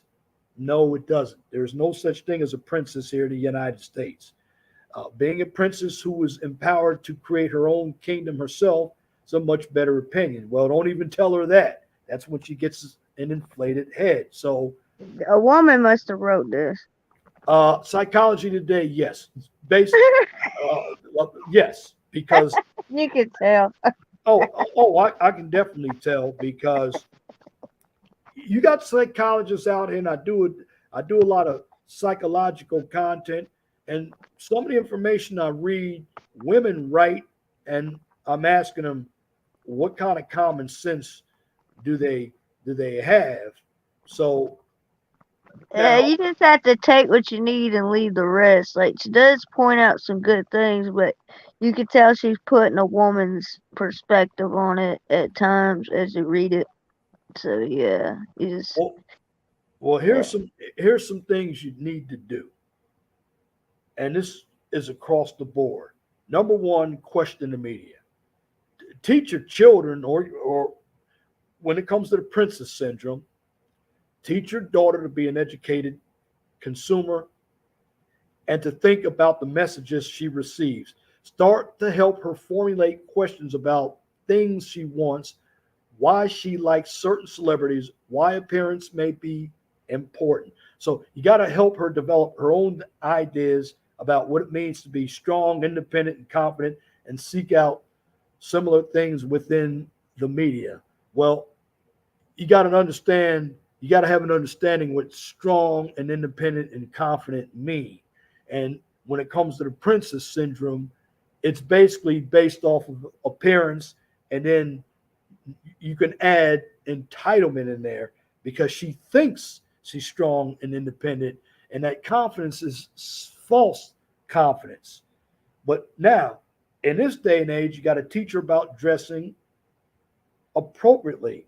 So, again, this is true. Everywhere you turn, you see nothing but skimpy clothes. Skirts are again getting shorter, tops are getting tighter. Clothes that used to be appropriate for teens are now becoming worn by fifth graders. So you got to start teaching your daughter about the messages she sends by the clothes she wears. So you cannot, you certainly, you're not going to get into a discussion with a 5 year old about what is sexy. You may, though, talk about what is more comfortable and easy to wear when playing with friends. This is stuff you should also be talking about to your teenage daughters because that adolescence is not a fun part, especially when you got girls. Well, what I found with my nieces, right? We had to separate dress up time and when you go out in public time. My sister was real good at keeping the girls off of social media. They're grown now, but it's like the social media isn't just affecting the boys, it's affecting the girls. And we had to explain to them that just because it's trending doesn't mean it's good for you. Because they would have friends at school that would try to get them to try new things and everything. My sister would step in and say, no, because when you get older, you're going to look back to this time and you might not like what you see about yourself. So we're going to sit down and we're going to look at this. She would discuss everything that would come up. And, but yeah, letting them go in public in their fantasy outfits is not a good idea either because it's not teaching them the difference of playtime and public time. Like what's acceptable in public. We're not going to run around and be fairies in public. Okay? you Well, know, once they absolutely. get to a certain age, it's about teaching them like what's appropriate, what's inappropriate. They don't teach about privacy anymore No, they don't. because everything is public on social media. It's like everybody doesn't know where the boundaries is. Like, what's your private? Like the women were talking about their menstrual stuff. I'm like, oh God, what are y'all doing? Or they talk about the body counts, which I thought was people talking about the murders. Okay, and then I found Right. out it was sexual partners. Well, you have a number of them when they have many partners when they're young, when they become Older, they older, regret it. they well, when they get older, they won't know how to pair bond with anybody because they're used to not committing themselves to a person, and you never know along the lines they may have, you know, picked up something and carried it somewhere else like an STD. And Yeah, that's the big thing. That's why I wasn't out there like that. I was worried about that because as soon as I learned about that, my daddy gave me a book and he was like, "Yeah, this is what's waiting out there if you want to try to be out there." He well, scared the crap out of me for a while. well, we'll see. Also, too, we talk about the parents, but your biggest influencers out there to your children are other children, and Yeah, just like I would say about a relationship, see how that other person's family is. Well, see how a potential regular friend's family is too. If they're living a totally different lifestyle and they're permissive with their children, I don't think you want to be around that person. I don't well, think. that's why the play dates are important. Like if you got a kid and it wants to hang out with another kid, it's good for the parents to come together and have like a play date kind of thing where y'all meet at the park and y'all have a conversation. I mean, that's the way we do it when we have kids hanging out with each other. The Yeah, parents come together and we have a picnic or a cookout and then we get to know each other and then we get a better idea what kind of child is around our child by seeing how the parents interact with their kids, then you have a better idea. When they're at school, you don't really get to meet the other parents, but like when you're around your friends or whatever, you can basically see that, or when you set up the play dates. So right. it's good to do those, is what I found, is So play dates. so basically, some things that we need to do But for your daughters if you have them is yeah, basically help her help her find a voice. And when I talk about finding a voice, start to question some of the behaviors you see. Uh, if you people watch, I people watch, and I look at what people do. I mean, some appearances you gotta ask about the excessive tattoos, the different colors of hair, the the bull nose earring, a bunch of earrings, the piercings and the tattoos. And, right? Piercings where they don't belong. You yeah, ask individuals those questions because those individuals, they might be the ones that try to influence the daughter to be around them. And if they don't want to hang around, then they might call the name calling starts. So what I'm saying is you want to have a fear, you want to put fear into your daughter about hanging around bad people. And also understand, um, and in today's environment, there's not a lot of conformity when it comes to boundaries. So I will say this: you're going to run into individuals you don't agree with. yeah, Okay, what you do, don't get in an argument. Like you may run into somebody who's trans. Okay, understand what they're saying. You don't have to be part of that lifestyle. You don't have to be part of that lifestyle at all. And it's really about learning. And by the way, the author of this article was a female again. yeah. She's Jennifer Harstein. Um, she is a child psychologist. Now, you know, uh, Lemon Pepper says, I have tattoos. Does that make me a bad parent? No, it doesn't make you a bad parent. It depends on how many tattoos you have. It's not, it doesn't have to do with being a bad parent.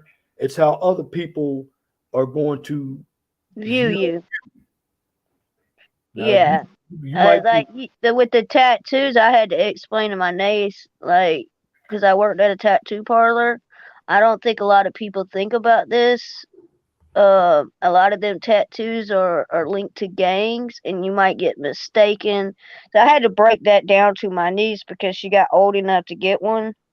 Yeah, Um, because they can be linked to other groups, and people might get them because they're trending. Kind of like the crown is linked to the Latin kings. Just certain tattoos, you have to be careful what you put on your body. Um, they're not a taboo as much as they used to be. Because I remember at one time it was like a problem if parents had tattoos. It's more about how do you carry yourself and how do you teach your child, and how do they behave in public? How do you behave in public? That's what more people look at your behaviors than your tattoos.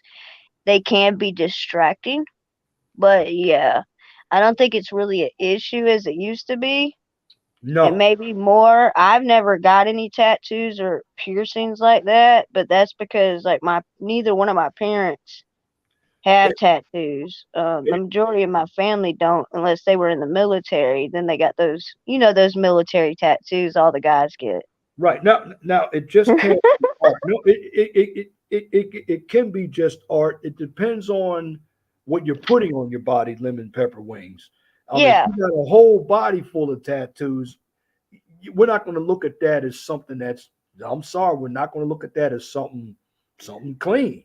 At least I'm not. Now, it's how appropriate they are. If you have all kind, it is perceived as art. I'm not going to say that they aren't.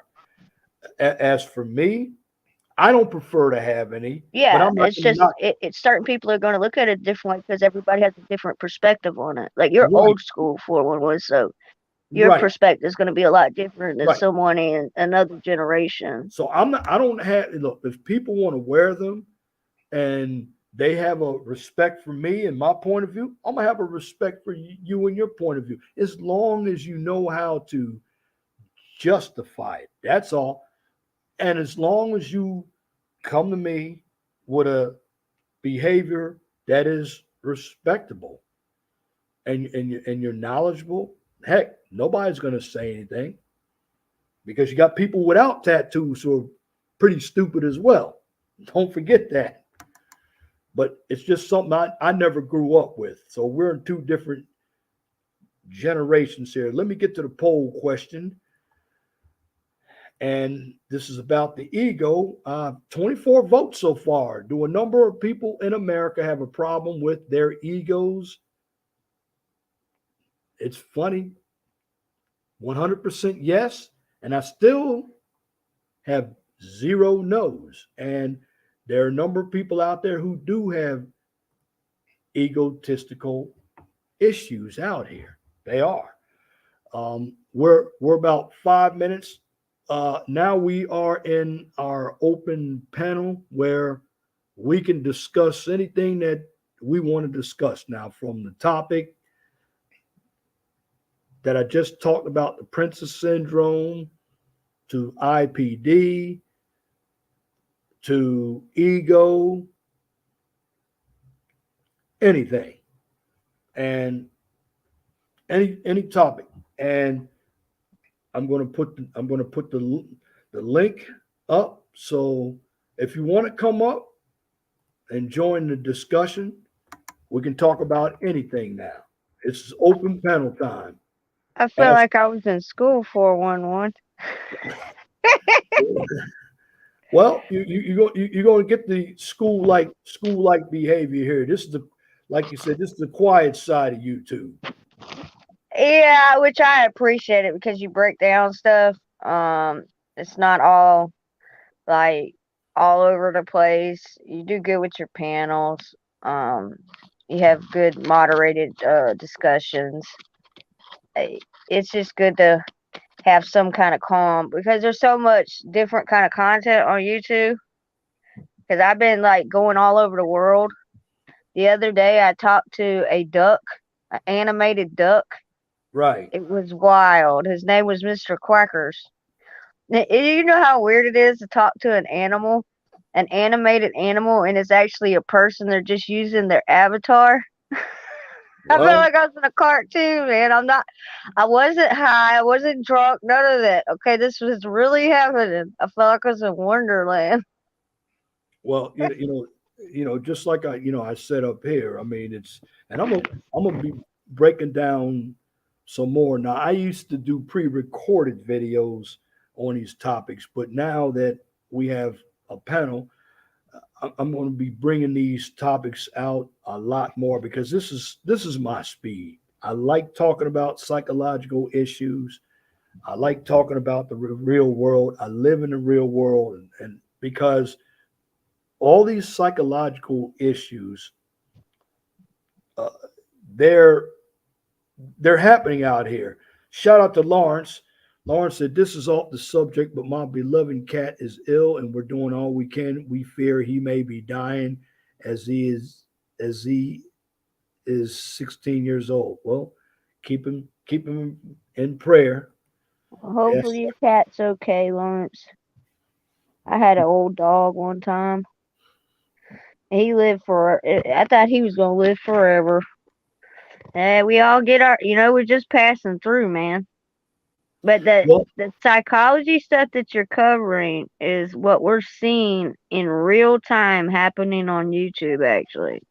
matter of fact, let me see if I can bring it up. I'm going to go ahead and I'm going to bring up a video that I did on Sunday. If I could find it, not the live, but just hold your horses. Okay, I'm Well, going. appreciate letting me come up and be a part of your class. I got other stuff I gotta do. It's always a pleasure to talk with you for one. When I get my live stream back, I'll be doing something on a few things myself, more on the definitions because I've been going through the old dictionary and the new dictionary, and I'm starting to see where they've been changing and when they changed the language. And you want to know the secret to surviving this YouTube? Oh Lord, tell me. Well, okay, we can do political information. What I do, I tie it into something that's psychological. Okay. Like you stand in the chat, I'm gonna show you a video that I did, and I broke down, for the most part, a person on Kendra G's stream who had some of these issues that we talked about today. Traits. Oh yeah, Some of the traits. some of the traits. So Okay, this, so you're lining up their behavior with what you're seeing with actual text and like articles that match. So absolutely you're playing match up with what you're seeing on YouTube with actual proof of what it looks like in real time. right. That's genius.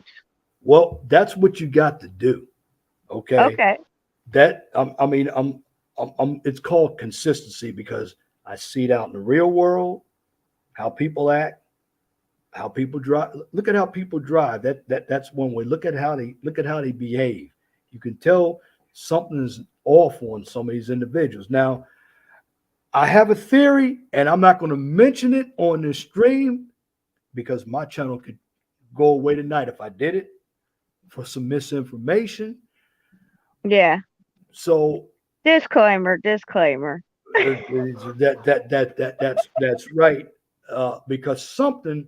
Let's just say this: the jab, the JAB. I think Oh something. yeah, I've been thinking about that too because if you look at the behavior and the uptick of how people are disorientated and out of sorts, I'm starting to think it might have. But let's not get to that because they are hitting on that. So yeah, you, Yeah, I you got. you're on track with that 411. I've Well, been well, the reason why yeah. I'm saying that, Alice, has already got a hit, and I had to dispute the video because I told them I got the information from CNN, so they restored my video. Good because they love their fellow mockingbirds. Well, that's why I put the links. See, I put links down there where I got the information from. It was CNN and CNBC and those are the talking heads of the left. So the Yeah, information, it's like we can only repeat them for some reason. It's weird. Like I got a strike on Newsmax. Isn't that like a right leaning Newsmax news? is pretty. I haven't seen it since the last election. It's pretty Yeah. much right wing. It's actually better than Fox, but there's But they hit me for that, for that's because resharing it. yeah. Well, that's why I don't use Newsmax. They Yeah, so be careful with that one because that one will get you hit. There's what certain ones we can't touch for some reason. well there is a way you could do it, You just and have to insult them, I think. That's the only way. well, what you have to do, put up the fair use. Like when I put I up the did. oh, And uh, it was talking about something they didn't want us to talk about. So, yeah, I mean, the censorship's real.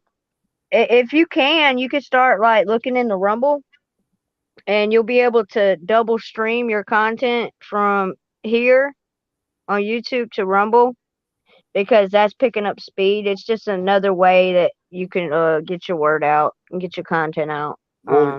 well, well, eventually, and for all you all who really want to be YouTubers out there, I mean, I have a channel, and Alice has a channel, and Nate has a channel, and shout out to all of you. When you do content, especially live streams. Now, here's what I'm going to tell you first. I started doing YouTube when there was no live streams at all. We were all doing pre-recorded. I was doing 10 to 15-minute videos, and then they became 30-minute videos because when it comes to pre-recorded content, the content is shorter and individuals can see your video over and over and over and over again. And let me tell you something. If you're going to use an avatar, put a picture of yourself up there. Now, me, I don't need an avatar because I cam up. The best thing to do if you don't have a job that is going to be in your social media, cam up. And the reason why I cam up because I actually believe in what I'm saying. Even if somebody else disagrees with it, I have ways I can back it up. I'm not going to hide. I'm going to cam up. I mean, that's just me. I've always done it, and I will continue to do it. And I'm also working on linking up when I get everything together, linking up the 401 Talk Zone radio show with some blog talk. So you may see a call-in number out there as well. So I want to get more. I want to get a. Here's the thing. I want to get a different kind of audience.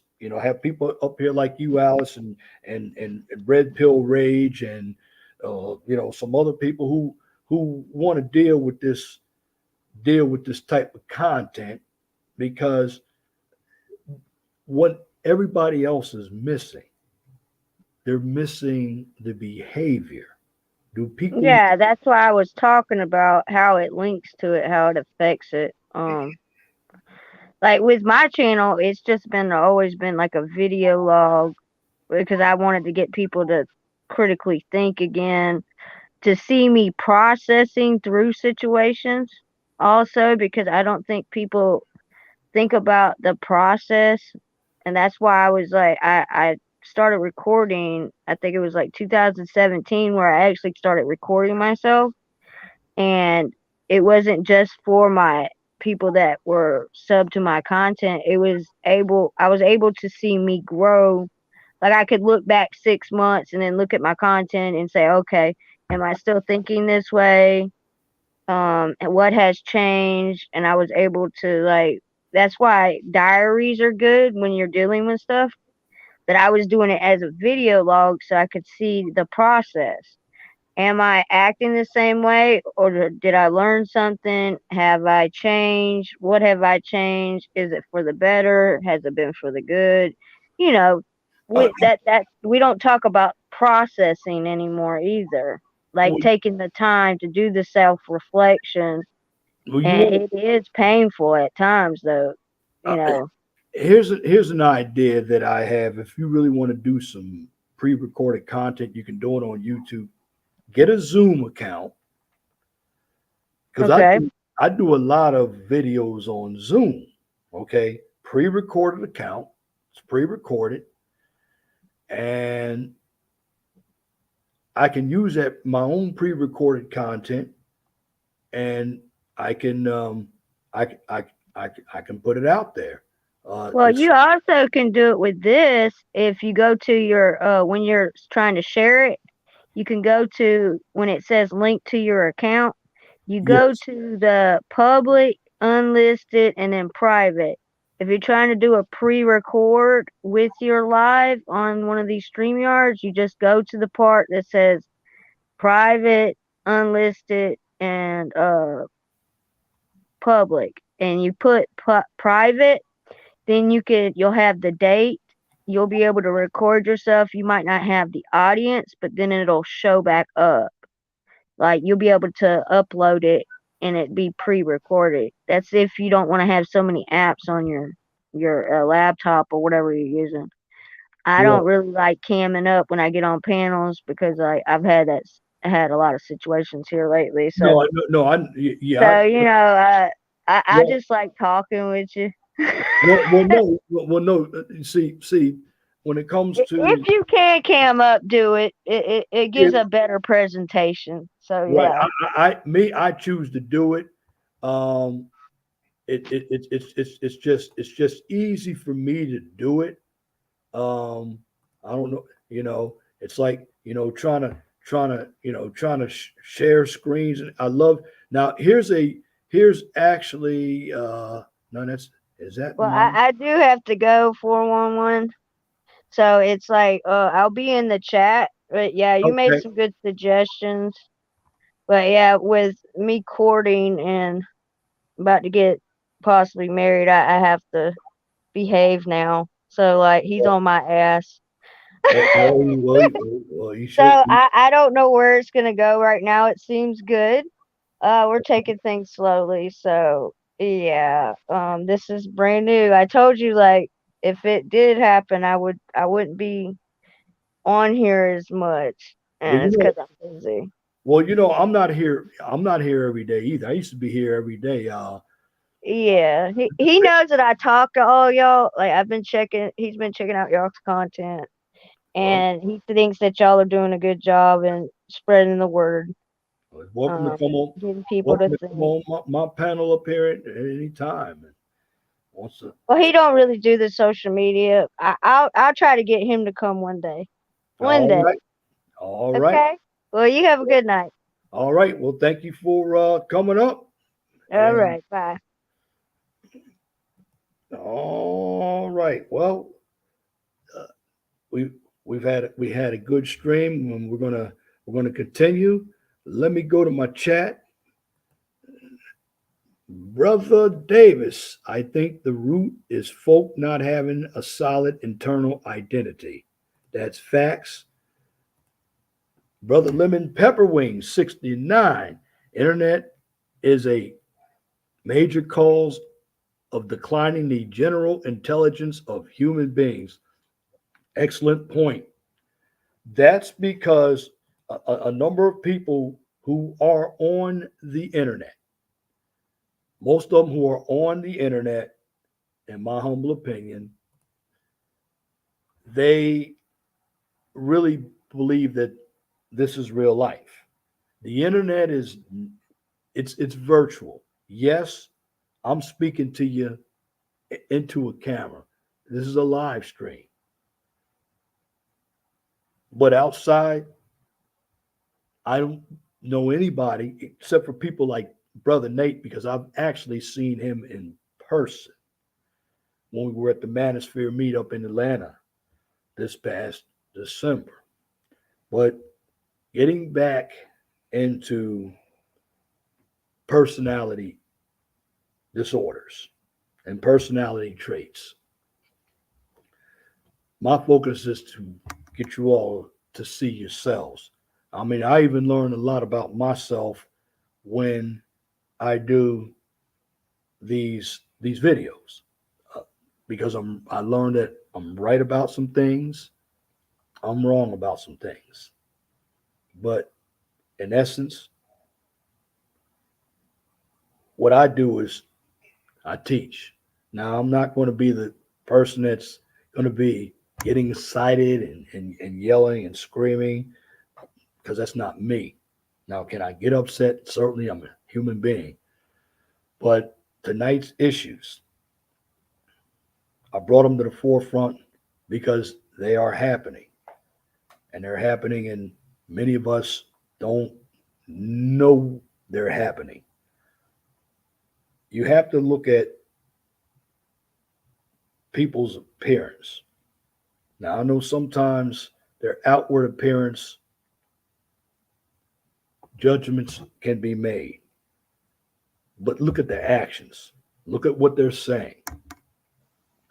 That's how you can discover a person. See if they can have a conversation. I mean, when we deal with the emotional immaturity, there are a number of individuals out here who are mature. And I put that out there for the adults because you have a number of adults out here who are in relationships or they're looking for relationships and they don't have a concept of how to communicate. They don't have any type of concept of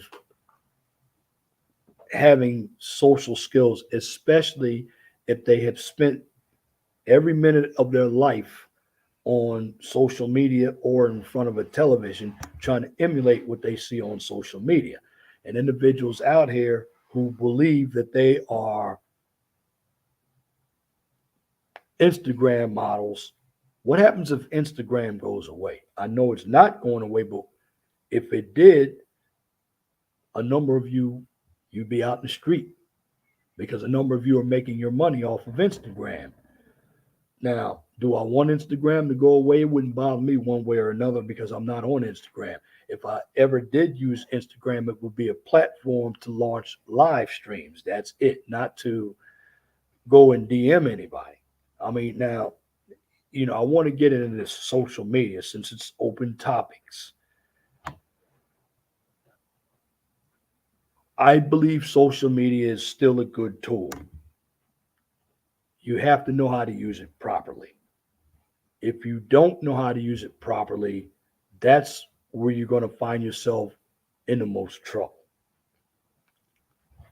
Social media has made some big strides. Now, what I don't like about it is when it comes to free speech, particularly when it comes to politics, the individuals on the left get to say anything and everything they want without being vilified for it. Whereas people on the right, like myself, we have to curve our tone, we have to curve our vocabulary. We have to basically give a watered down version of what we're trying to say to keep from losing our channels, which I know life isn't fair, but that is the individuals who are running the social media platform. They have ego and they also have a immaturity issue because they want only their views that they believe in. You have a number of individuals who believe in the left wing point of view. And that's fine if you do believe that. Tell me why you believe that. We should be able to have a discussion. Most of us don't even know how to have a discussion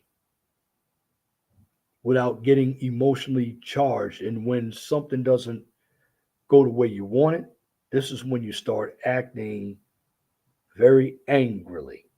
Now, again, this is social media. YouTube is social media. It's another way to deliver your message. Now, again, I'm coming up here now, gave you a few articles. Now I'm just freestyling off the top of my head what's coming to me, and a lot of people can't do that without.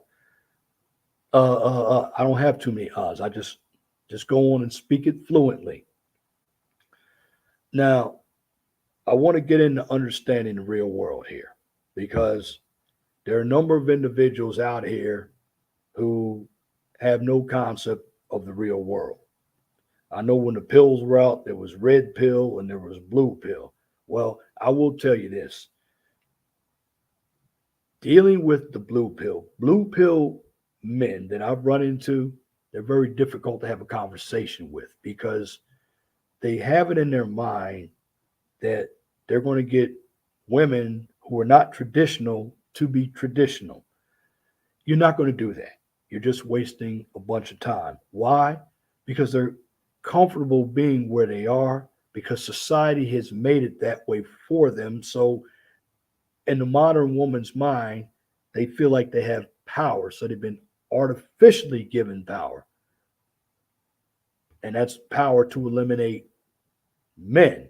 So when they've been given this artificial power, there's also misandry that comes with this artificial power, especially when it comes to the APW. A number of them believe that no matter how much money we make, they'll tell you they want somebody making six figures, but really they don't. They don't want somebody who's making more than them because they believe that they are being controlled. Now, who told them that? Well, TV told them that. And you can't believe everything that you see on television. The television is what I used to call the idiot box. The idiot box makes you an idiot. And when it comes to getting information out, you have to be able to go beyond Google. Anybody could Google something. Google doesn't always have the information right.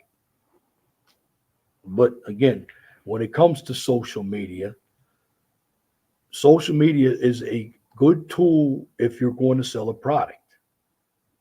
I know many businesses use social media. I know when I worked for NDOT, we use social media. But there have been murders on social media as well. There have been suicides on social media. I mean, if you're going to use social media, you have to use social media responsibly. If you can't use it responsibly, it's going to destroy you. Now, again, when it comes to doing content, everybody has his or her own style of doing content. Some people have better setups, some people don't. I don't have a great setup, but I can still use my voice to speak, and I do read. And I make sure when I read something, I read it for absolute clarity. Again, I'm not always going to be right. I'm going to be wrong sometimes. Uh, I'm going to go into my channel and let's see if I can find something up here that I can put up. Rinse them out. Okay. That I'm again, if you're looking at this woman, I am going to go and try to share my Kendra screen was very here. patient with her because I would have already Let's see if I let can her go. put this up. She doesn't have any lighting. Again, look at what she's wearing. She looks like she's wearing a robe. All right, shout out to the chat. Here's the video I She did. looks like she This is the in one my humble opinion, Kendra G video she that I did. is not And able what to I'm listen doing or comprehend is I'm what going to Kendra's expose some of saying these behaviors. about her life, her So lighting. Now, sit back, if you take a look at listen. the video, it's kind of blurry. You look at Kendra's video and you look at, I don't even know what her name is, Jaleesa. It's like she's almost sitting in the dark. I don't know if she has a ring light, but these are the details that tell me something about a person. It's almost like camming up. You have a number of individuals here on YouTube that are afraid to cam up. Why? Number one, they can have a dirty house. Number two, they don't look presentable. And number three, they know if they cam up, and these are the ones who made fun of other people who have already cammed up, they're going to be talked about. And when they're talked about, their reputation is going to be gone. But again, this woman, she's got a blurry picture. Fair use. Fair use. She's in a bathrobe. She's looking for a man. She's 51. She cannot comprehend the technology. My question is, why would you be on a dating site? Or why would you be looking for somebody?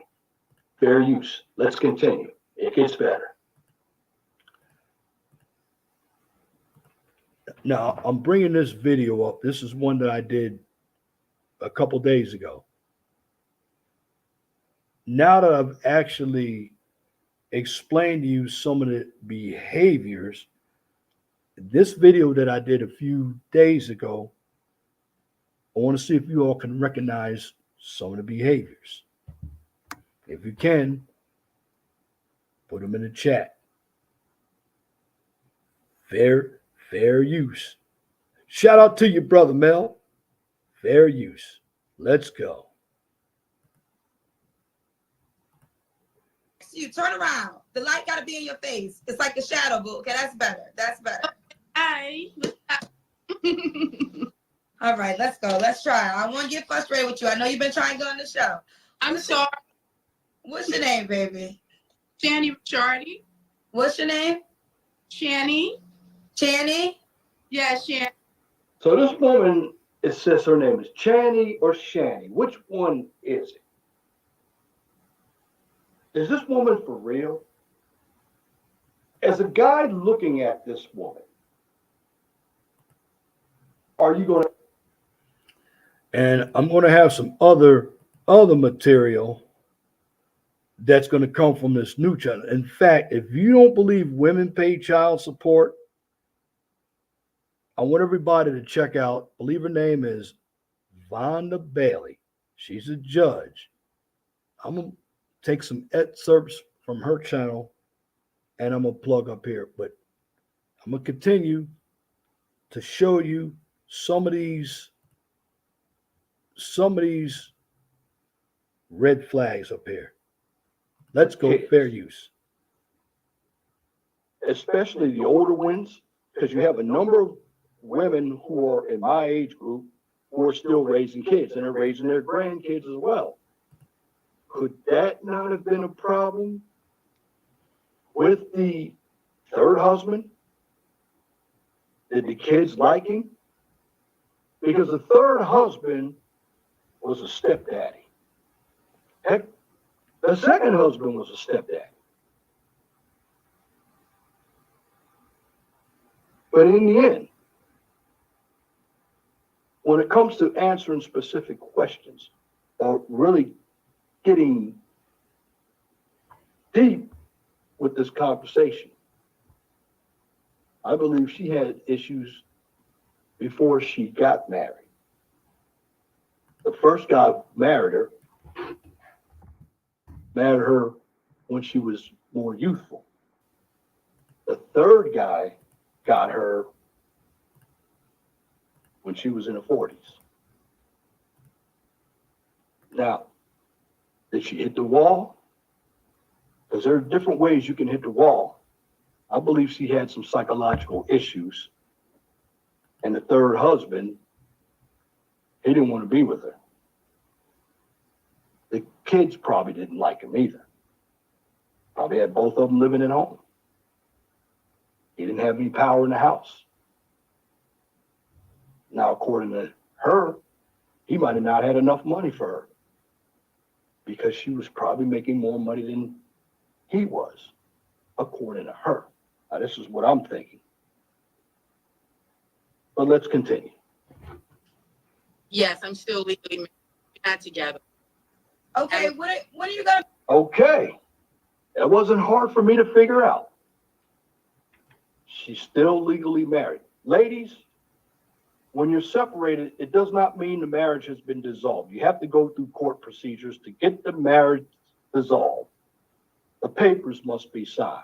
So she's still married, but says she loves marriage.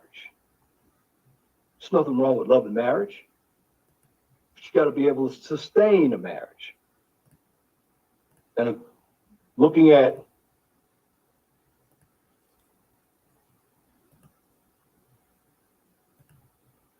I have also dropped the link for anybody that wants to come and join the panel. I had 30 minutes left. Probably cut it off at 3 hours or a little bit before.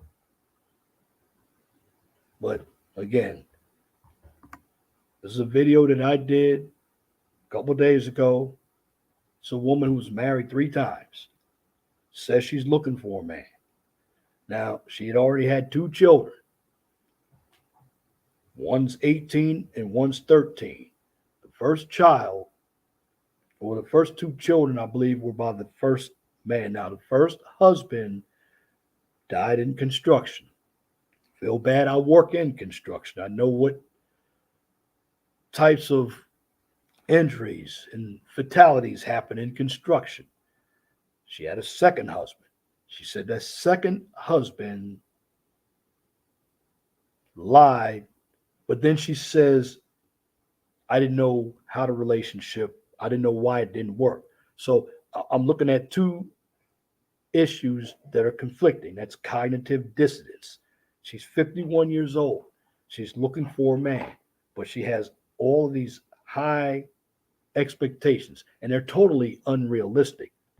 I mean, this woman needs some help. Again, I did the video. I'll say fair use.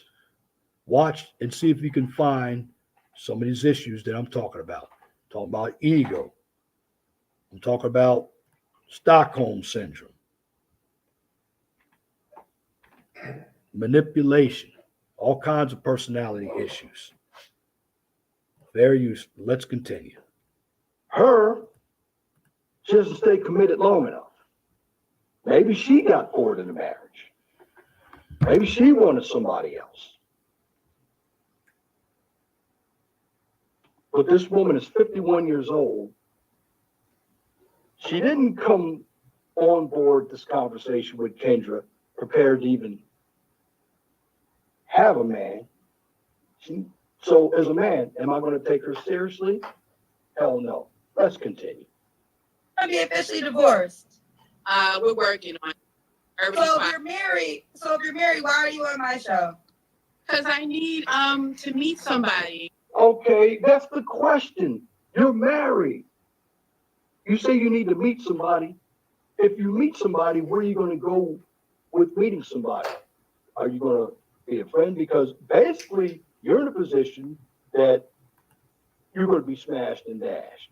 No man is going to take you seriously, and you're not coming to the table with honesty.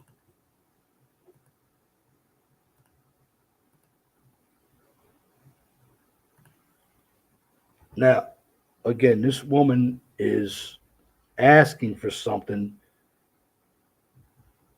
and I'm going to paraphrase it a little differently. She hasn't closed one door, but she's trying to open another door. That doesn't make any sense.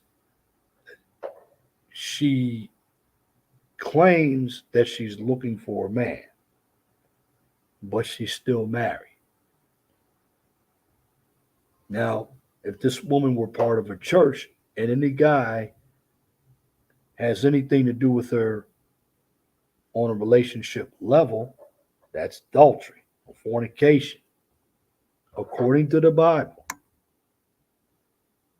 So you even have to watch out for anybody who says they're in church, because they're also looking to use that as a scapegoat. Again, fair use. This is actually my own video, but I'll keep it going. And Kendra's not asking you the tough questions like I would ask you. My question is, why would a man want to date you? Now, Kendra's going to end up asking her later, probably. That's the fact, Lemon But Pepper I'll Wings. be asking These her women right now, just why want would a man attention. date you? Fact. She's going to give me a cockamamie story, of course. Fair use. Let's continue. You know, But you're married. You don't want to get your, when are you going to get your, like, I mean, this happens a lot. I get people who are separated. Again, this is where the delusion's coming in. People who are separated have this delusion that they're no longer married. They're playing single because they want to find somebody in their life. I mean, I had a woman tell me that one time. Oh, well, I'm looking to be married. And this woman went to church. I said, well, you know, fooling with you, it could be adultery. You need to get a divorce before you think about a man in your life. And right here, this is the delusion I'm telling you about right here. This is it. And she's going to feel entitled because she makes money. Fair use. If you don't believe me, listen to the video. But married on the show. Y'all know it's for single people. So you got to at least, if you're going to be separated, you just say, you don't know when you're going to get a divorce. Child, what kind of man supposed to jump into that?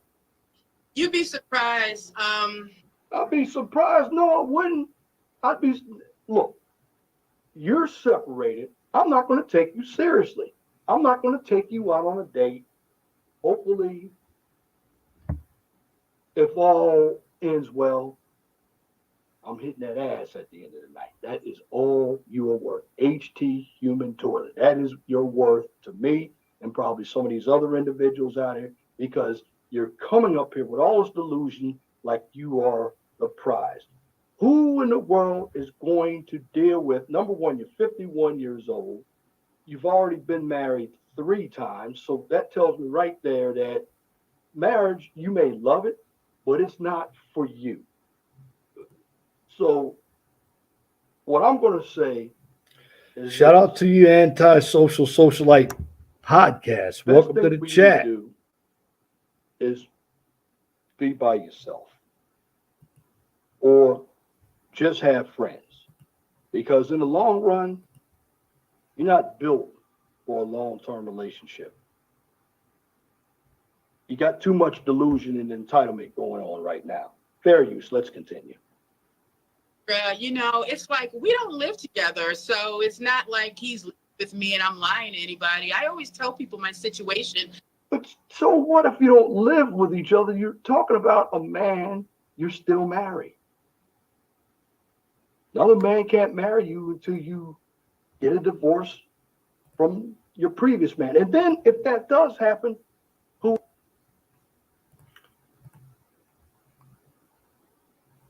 See, one of the first traits that I discovered with this video, not the actions of her being married 3 times, it is the delusion.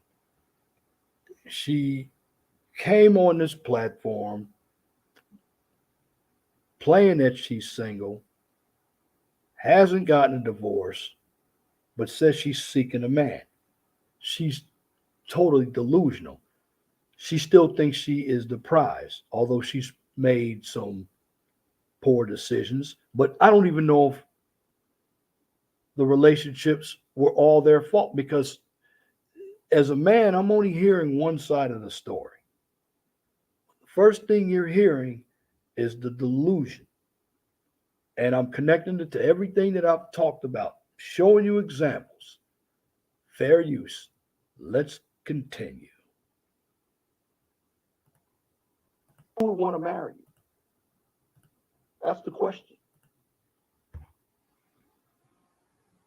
I mean, you might look up and get some younger guy out here who wants an older woman, but all he's going to want from you is, if he's a homosexual, has no money, he's going to want your money if you have money, or he's just going to want to have sex with you. You don't believe me? Watch more of this delusion. Fair use. when I meet them, and they understand. And I haven't seen this man. We're not doing nothing. He texts me a couple of times, but I don't want to be bothered with him. And I actually had to block. Now you're saying this man isn't doing anything. And what do you mean not doing anything? Are you talking about working? Or is he not making as much money as you are? And you said you had to block him from texting you? Well, you are what you attract. If you want a divorce, you say you're working on it, you have to ask him this question. Does he want the divorce? And if he's texting you, sounds like he doesn't want the divorce. So, in other words, you may not be lying conscious. You might not be lying to a number of guys, but your actions are going to tell you everything. They're going to tell the guy everything. Guy's not going to take you seriously at all. And you're 51 years old. And I'm 57 years old, and guys my age want younger women. They don't want women like you. You've been through too much drama. Your life is drama. And even if you were divorced, you need to seek help to get yourself together. In fact, if you just get out of a marriage and you got the divorce, you need to wait 2 to 3 years until you're settled in with yourself, and then you go out and find somebody else. She is trying to open one door before she closes another. Fair use. Block him this morning because he keeps on texting me, trying to get back together. But Oh, you blocked him. He wants to get back together with you. So in actuality, he does not want the divorce. You want the divorce. So if he's not going to give you a divorce, what options do you have? The only thing that you can be is somebody's friend. And a number of guys, especially if they have money, they have options themselves. They're not going to want someone like you. You're too dangerous. Right now, I see the delusion, and I've already saw cognitive dissonance. And now you're going to have the attitude of entitlement, because somewhere along the line, you're going to bring up your accomplishments. You're going to bring up your money. You don't believe me? Fair use. we're not together, and we have no chance of getting together again. It's over. I'm done with this man emotionally. I just want somebody new in my life right now. Okay, you say you are done with this man. This is what you're saying on Kendra's show. What makes individuals like myself or any other man who would be looking for a woman think that you're not going back there having sex with this man? Because there are a number of women out there that they're going back having sex with their ex-husbands and their babies' daddies. Although we might not know it, they are. So it sounds like he doesn't want to get rid of you quickly, or he doesn't want to get rid of you at all. So again, you're 51 years old, you've been married 3 times, you got an 18, you got a 31-year-old kid. I don't know if they're living in a home with you or not. You haven't told me anything about them. One of your husbands perished in construction. And what I'm going to do, I'm going to take a look at the polls. Take a little look at the poll. Well, out of 27 votes, do a number of people in America have a problem with their egos? 100% yes. And right now, zeros for no. And again, shout out to the chat. Shout out to the panel. We've had a good discussion. Again, what I'm doing is showing you a video exposing some of these behavioral traits that I talked about tonight.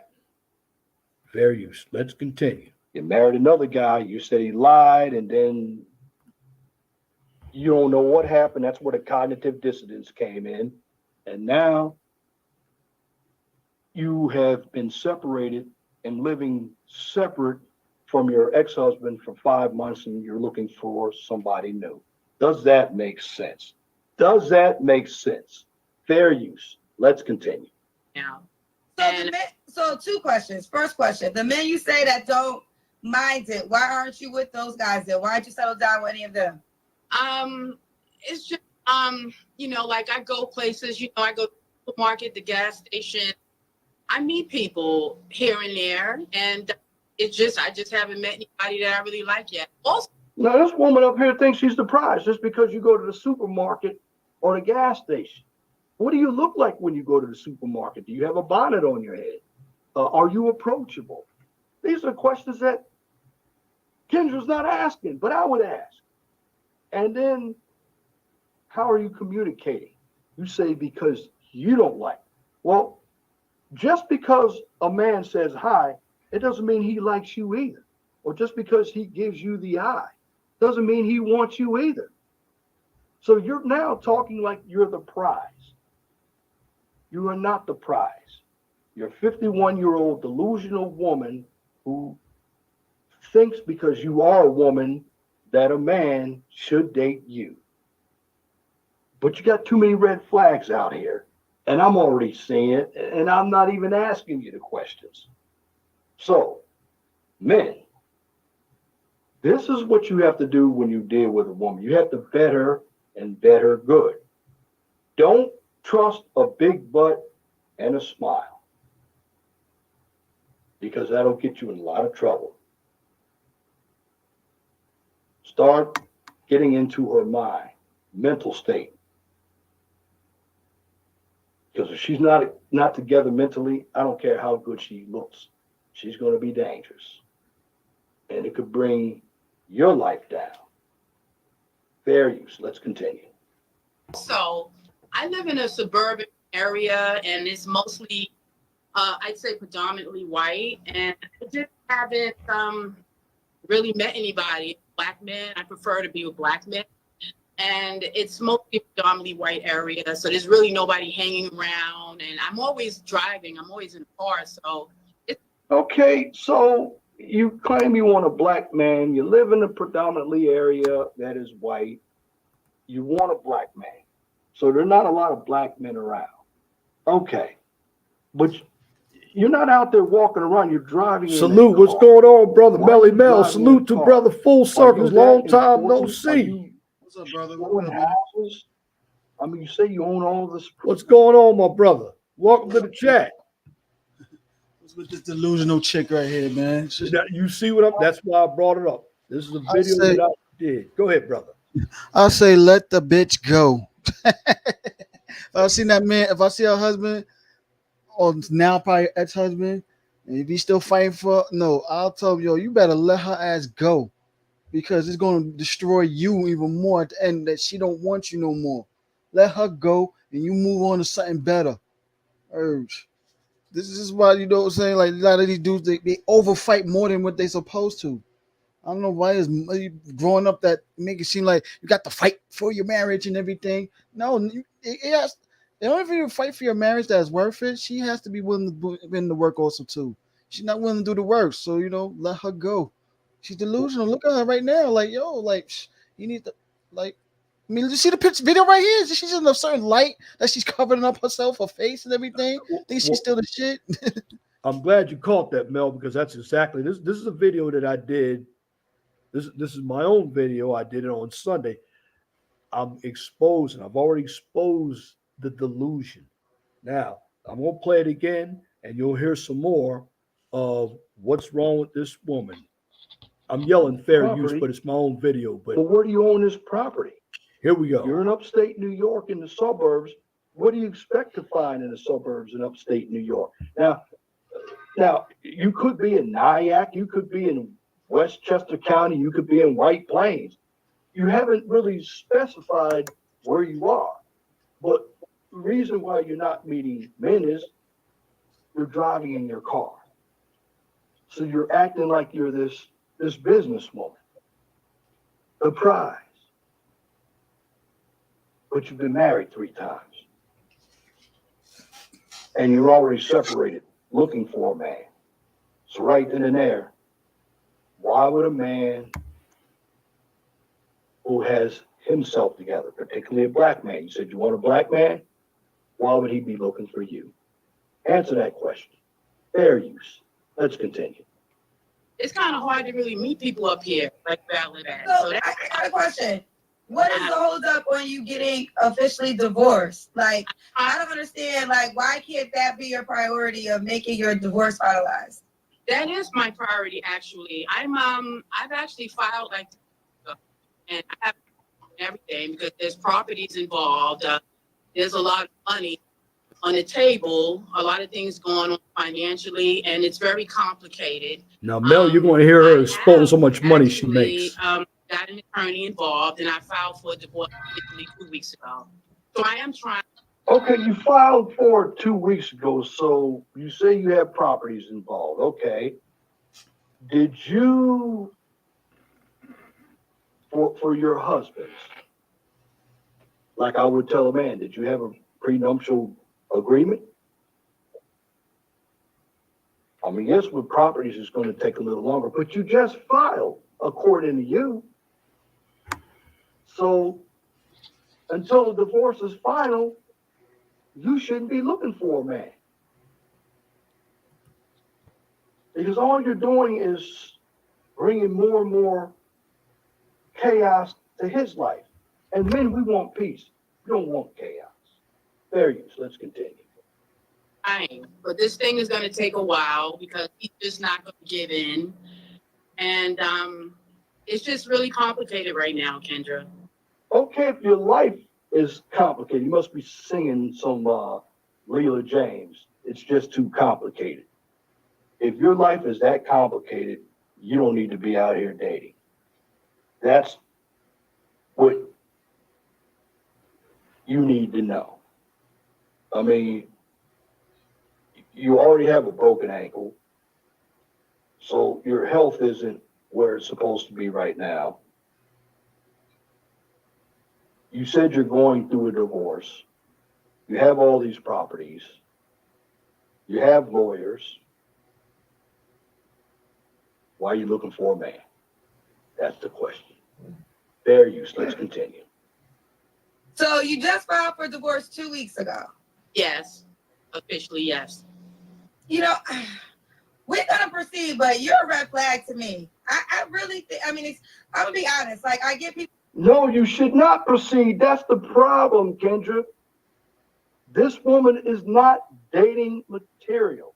She has too much going on in her life to be looking for another man. And all she's going to do is screw another man's life up. But she probably has some other psychological issues. Like, is this woman selfish? Does this woman have OCD? Go ahead, Brother Mel. Man, okay, let's begin. You said she was married. You said she was married 3 times. Yes. Very short term. Most like she initiated it. So that's already a red flag right there. It was not Death Do Them Part. They was all short term marriages. And she's in her early 50s. 51. 51 years old, married 3 times. Yeah, she has 2 kids, one 18 and one 31. Now, here's the key, brother. She's not even separated. She's separated from a third husband, but they don't live in the same house. But she's playing like she's single, but she isn't. And the guy, That's what separation is. Yeah, like a lot of people doing that separation shit. We broken up, but we still legally married, so we won't have to, saying come with the benefits, keep the benefits of being married and shit like that. But like that's even more disaster than whatsoever. A former friend of mine was like that. He was separated from his wife, then they get divorced. And I used to tell him multiple times, if you're not going to try to work to get your marriage back, because he the one that left. He's like, you're not going to work to get your marriage back. then you need to officially let her go, because all the girls you keep meeting and everything, they're not going to be fully into you as much as you think they are, because that's going to be brung up. They may be down to be with you, but after a while, it's going to be brung up that, like, it's that energy. Like, it's going to be back in my mind. She's legally married. I mean, he's legally married, someone else, but he's still being with me. Even though they separated, but still, you're still legally married to someone else. So, God forbid, if he passes on, some of those benefits automatically go to the one that was married by default, in a way, right? That's true. And Exactly. and this woman is from your home state of New York. Now, Yeah, I'm going to upstate New play. York. She's Yes. right, but she says she has properties in Harlem. I'm gonna let the video play, and we're gonna see But some before more. before you finish, I gotta then give me a spin my analysis. Another thing too, also too, Yes, just like sir. you mentioned about the properties, right? Yeah. Just like you said, if there's no prenup and she got those properties while she was married to him, she's Yes. going to have to split that now, the profits. You know what I'm saying? Yeah, there was no prenup signed whatsoever. So this is money that she made while she was married to him. She's carving up a percentage of that money towards her ex-husband that he's trying to fight to keep her, but she doesn't want to be with him. Well, now she's gonna feel like what it is to be a man now. So that's already right there. And third, another red flag. Most likely, she was already seeing a bunch of dudes while they were separated anyway, or even before that. When it led to one of her make the final decision, she was already flirting other guys' attention anyway. No, that's a good observation. I never thought of that. And see, this. I mean, different points of views are always welcome here. Hmm. But what I'm showing you is the real delusion. Um, what I'm going to do, I'm gonna kick it up a couple, and we're going to let's see, kick it up to uh, about after an hour, because this was about a 2 hour long video I did. Fair use. Here's Did you all hear that? She wants a guy, said a nice guy, but that guy must have $1 million in net worth. My question is, does she have $1 million? Coming up to you, but apparently they're not they're not really checking for you. And Kendra's already asking, why not the divorce? Now, simply my answer is, and again, I don't like to do it, but I'm speculating right now. She says she owns these properties. mm-hmm. Okay. She just filed for divorce 2 weeks ago. Now, if she filed for divorce 2 weeks ago, and it's going to take a long time for the divorce to go through, and there's property involved, and again, is she worried that the husband is going to get some of that property or get some of the assets from the property? That's a question that I'm asking. Fair use. Let's continue. Life when you are married to somebody else and you just filed for divorce 2 weeks ago? Like, why now, and why not wait until everything is finalized? Because I mean, that could be years. I'm already in my 50s. I'm not getting any younger. I mean, That could be, that's another excuse. That could be years. If you have the right lawyers, and generally with the system in place, women get the benefit of divorce anyway. Now, is this a different case? Are you Britney Spears? No. No. Are you Madonna? No.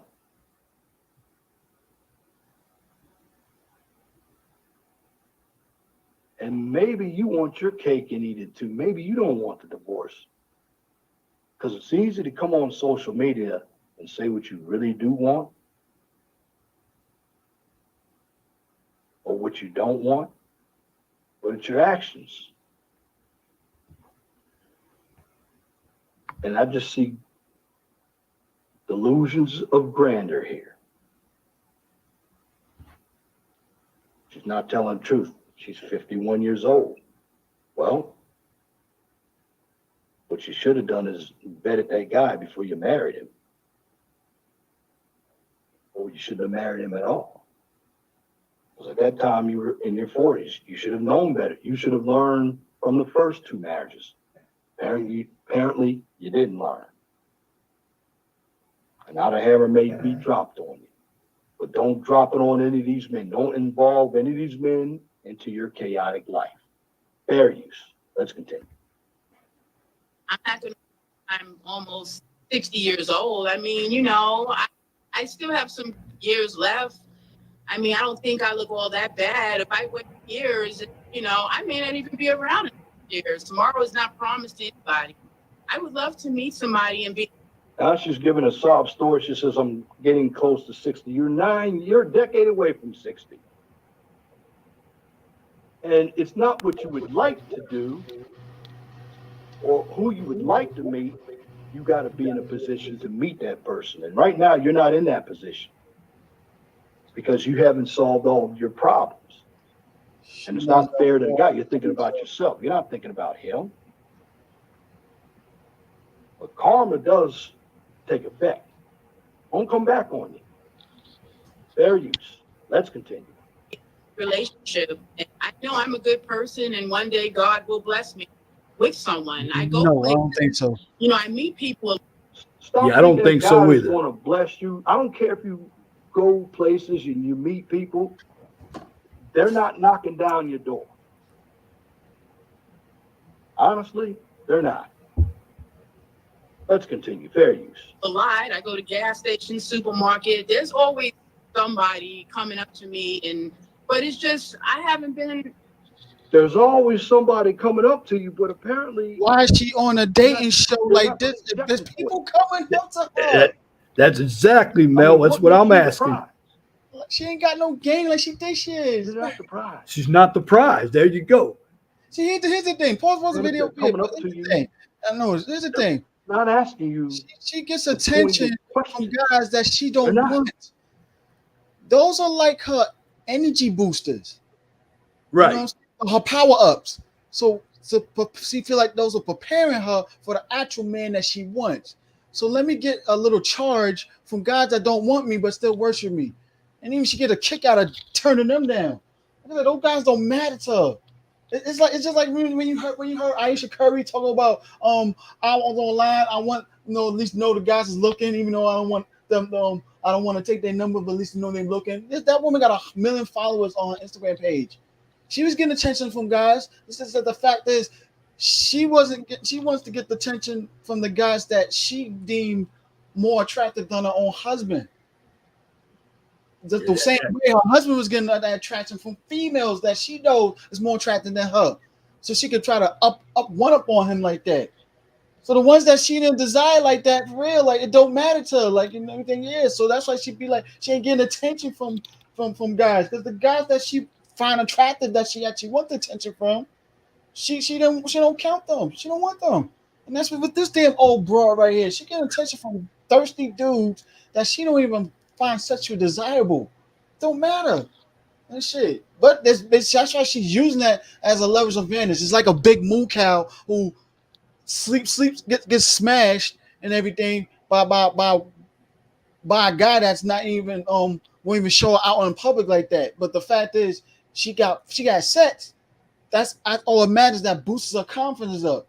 Even if it's the way that she got it, that is not that she didn't want it that way. He feeling embarrassed, like a shameful. But you know what? She gonna use that to her advantage and stuff. Someone still smashed me, so I'm still the shit. That's how this old lady is. I'm still being looked at, so I'm still the shit.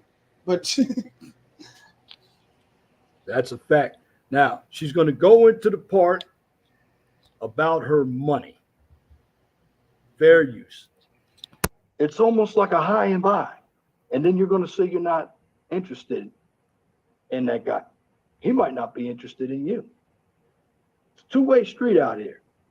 Fair use. Let's continue. Feeling anybody. Y'all be using God's name in any way y'all want to use it. So you a married woman, you asking God to bless you with a boyfriend? Well, I mean, I'm married in name only. together, Kendra. I haven't been intimate with this man. Nothing. Now watch the hypocrisy, You Mel. Watch the You still hypocrisy. married. It doesn't matter. Knock off the BS. You are married. The bottom line is the divorce isn't final. Stop using God's name in vain, because God has a way of destroying you as well. But it seems to me that a number of you women out there love to hide under God, your degrees, and your money. And guess what? You still end up with drama. Fair use. Let's continue. intimate like a year before I physically broke up with him. So I wouldn't consider that being together. It's just marriage in name only. I mean, he doesn't want to give me a divorce. He won't answer the paperwork. You know, he's been served like twice. He won't answer the papers. He told me he's not going to leave me. I'm going to take him back. He's obsessed with me. He won't leave me alone. I don't know. Somebody wants to sign up for that, whatever, but I don't know. What kind of man you looking for, Jennifer? I'm Shani. I'm sorry, Shani. Yes, this is Shani, Yes. upstate New York. Hell, it's funny. Kendra even forgot her name because she was talking with this delusions of grandeur and this Stockholm syndrome and entitlement. Now here's the key. What kind of man is this woman looking for? Fair use. Let's continue. 51, financial advisor, 2 grown Yes. children, 18 and 31. Has been married 3 times, still currently married. And what kind of man are you looking for?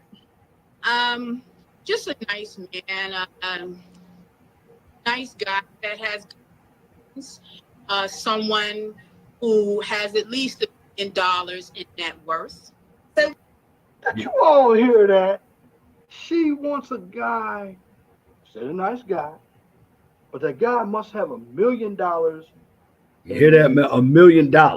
My question is, does she have $1 million in net worth? And I'm asking this question because yet another, particularly black women that come up here with the entrepreneurship attitude, act like they have all this money. Remember, it's not how much you gross, it's how much you have left after your taxes and all of your expenses are gone. And then many of you sisters, you go out and buy material items anyway, so you don't invest in the stock market, most of you anyway. You don't invest your money. You spend your money on material items. That's all you do. Many of you don't have any money. So just because you make 6 figures or $1 million, it doesn't mean you're rich. Many of you don't understand what wealth is, but you think because you make a lot of money, you're rich. You're not. A number of you are poor because you don't know how to manage your money. Fair use. Let's continue. What? What you Yeah. say?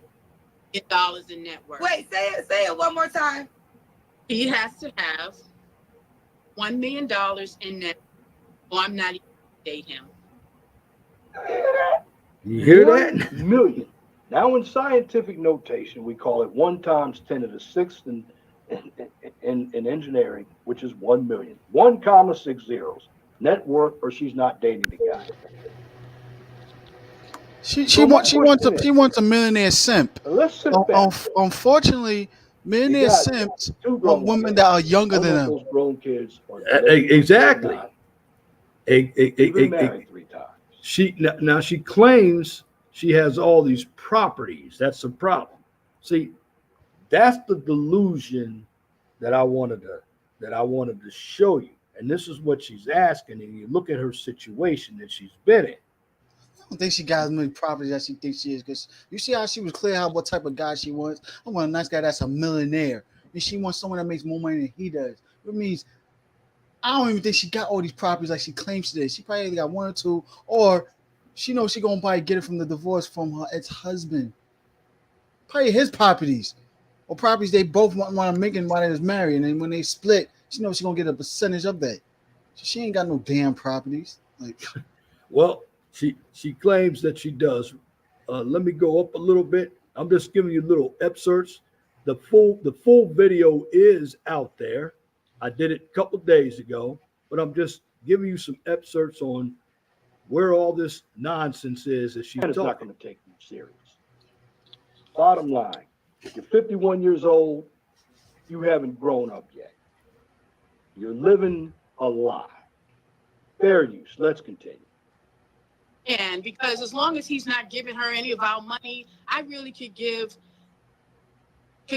Fair use, giving her our money. So it's about resources, our money. So it's our money now. So she claimed, Mel, that she doesn't want to if be you're not married now. married to the She man loved it. and living She with the wanted man, it. Now it's she not doesn't our money, want it. it's his money. Is that that's the hypocrisy I was telling you about? Bottom line, you've seen the delusion in this woman. She's not the prize. She's a joke. Now, there's going to be some desperate man that's going to go after her. There is a man without standards. Men, I'm just going to say this. Don't be fooled by a big butt and a smile, and don't listen to all these achievements that some of these women have, because they don't. And I'm exposing all the behavioral traits right now, the bad behavioral traits. Let's continue. Fair use. care less, really. I don't care about stuff like that, Ken. Life is too short. A man is going to do what the hell he wants to do anyway. So I feel like this. You go do whatever, as long as you don't give her none of my money, none of our money. I'm living in the houses. I'm driving the cars. Okay, so I don't care. Also, you're living in the houses, you're driving in cars. So he's not living in his own house or driving his car, and you're saying his money. First of all, it's not, again, let me emphasize this. It's not our money. We're not together. So, of course, you don't care what he does. So you're playing now the victim role now, like you don't care when you really do care. Because it seems to me that it's about the money on your mind, not the man. Let's continue. Fair use. What the hell you do? I really don't. I'm in my 50s now. I didn't been through it all. I could care less. I just want to have fun and date. What are your deal breakers? People with really, really bad teeth. Smile for us. Smile for us. Well, smile with your teeth. Okay. Okay, she really didn't give a smile like me. See, I got on my teeth. See, real smile. She didn't open her mouth like that. So, is there something wrong with her teeth now? Okay, I will give that point. The teeth. Okay, your hygiene. Yeah, you got to keep up with that. That's a fact. I will give her that. But she's not the prize. She thinks she's the prize. And now she's trying to again play the, oh, I don't care what the man does, when you know what she does, especially if her money is involved. Fair use. Let's continue. See, I have all my teeth. Okay. They ain't perfect, but I got them all. But you know what? Someone with decent, good hygiene, of course, someone that's physically fit. He does not have to be a muscle man, but he does have to be physically fit, because I have on my robe right. Okay, you're saying physically fit. What do you mean by physically fit, or is not perfect? Okay, what do you mean? I mean, I work out every day. Am I perfect? No. Have I lost some pounds? No. But it seems to me that you say physically fit. Maybe you should say toned, okay? Because, you know, when it comes to age, some people get older, they put a little bit more weight on. You should see if somebody's going to the doctor. And then, are you taking any medication? See, I'm going to ask that question. How much medicine are you taking? And you still have that broken ankle. So that's not going to do you any justice. But are you physically fit? Let's continue and see what answer we get. Right now, my leg is messed up, but I am physically fit. I'm not an obese woman. And you can go look at my page anytime. I'm on Facebook and Instagram. I am very physically fit. You know, just someone that takes care of themselves, you know. I never asked this question. So you said we can't see your shape, but you're in good shape, you said? Yes, I'm in very good shape. I'm going to stand up a little. Sorry, my Well, legs. Well, heck, what was that? She only stood up for a moment and sat down. We don't know what you got under that robe because you didn't show anything. Now, again, this is the delusion. She doesn't look like she's in physical shape. In fact, with that broken ankle, you're going to have to go to physical therapy to get that fixed. So even if you had the body, that part of your body isn't working right now. And then you say your teeth aren't perfect. Okay, some of you ladies out there are looking for this perfect man, and this type of man you're looking for doesn't exist. That's the problem, especially if you're in your 50s. Okay, when you're in your 50s, there's nothing wrong with choosing a man that you connect with.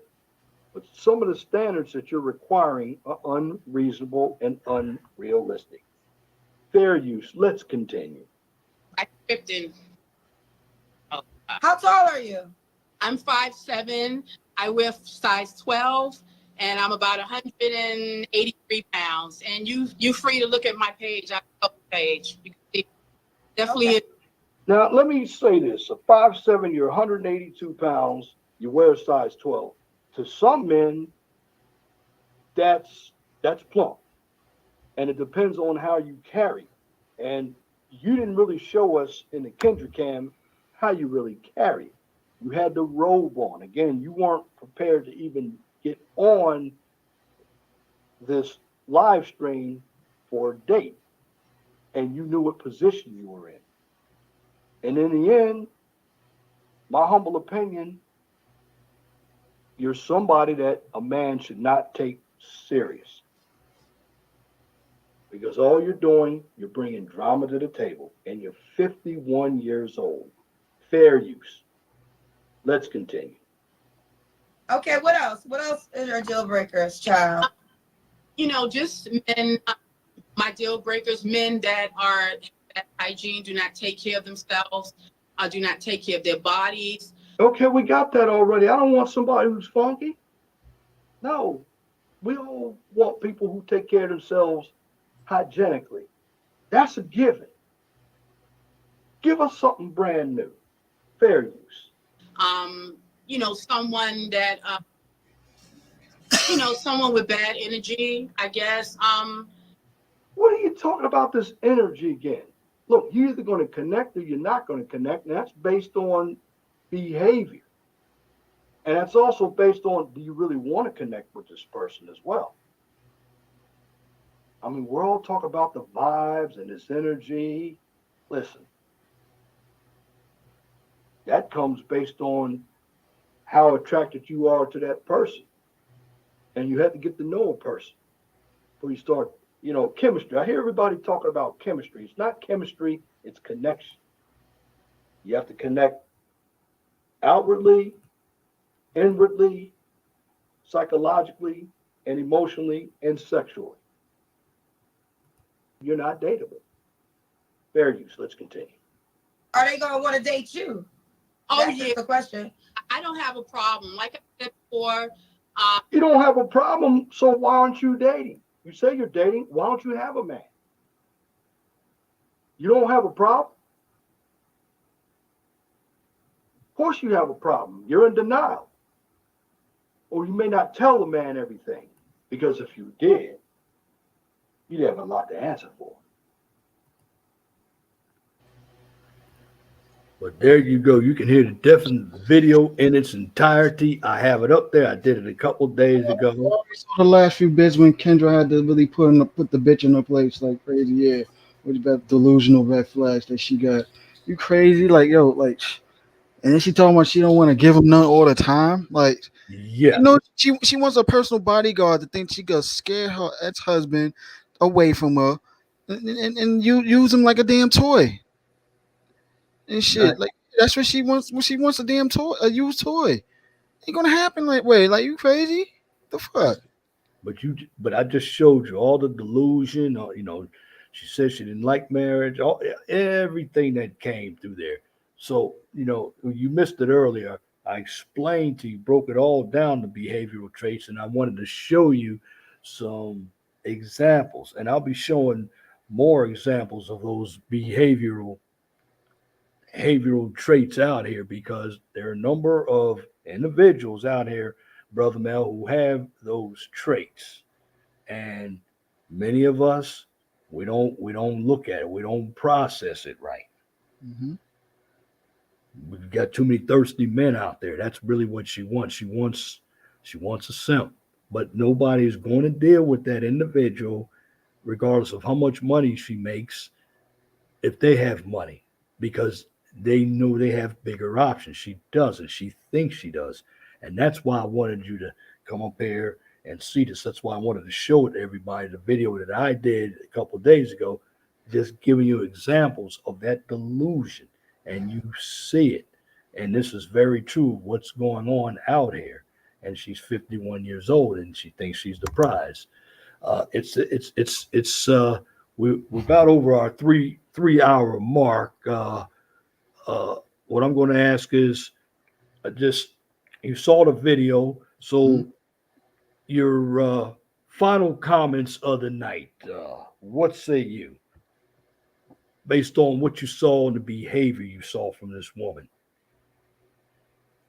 Man, dudes gotta be aware of red flags, man. Like with some females, and they tell you that even in this first few first few dates that you dating the woman, and you got so mesmerized because of how she looked and everything. You're like and everything. You're so thirsty to want to get into the drawers, but some woman's not even worth it like that. As you Fact. get old, if you're a wise man getting older, then you start to see past that. Like it's like okay, she's beautiful, but it's too many red flags. I don't think it's worth me wanting to sleep with her. I can always find a replacement like that. I know so many dudes is out there like that. Like they pedestalize a look of a female, and technically, even this one, she's not even a looker anyway. Period. But they got like you said, they got dudes that thirst. You know what I'm saying? Even that same delusional mindset lane is like, they don't care.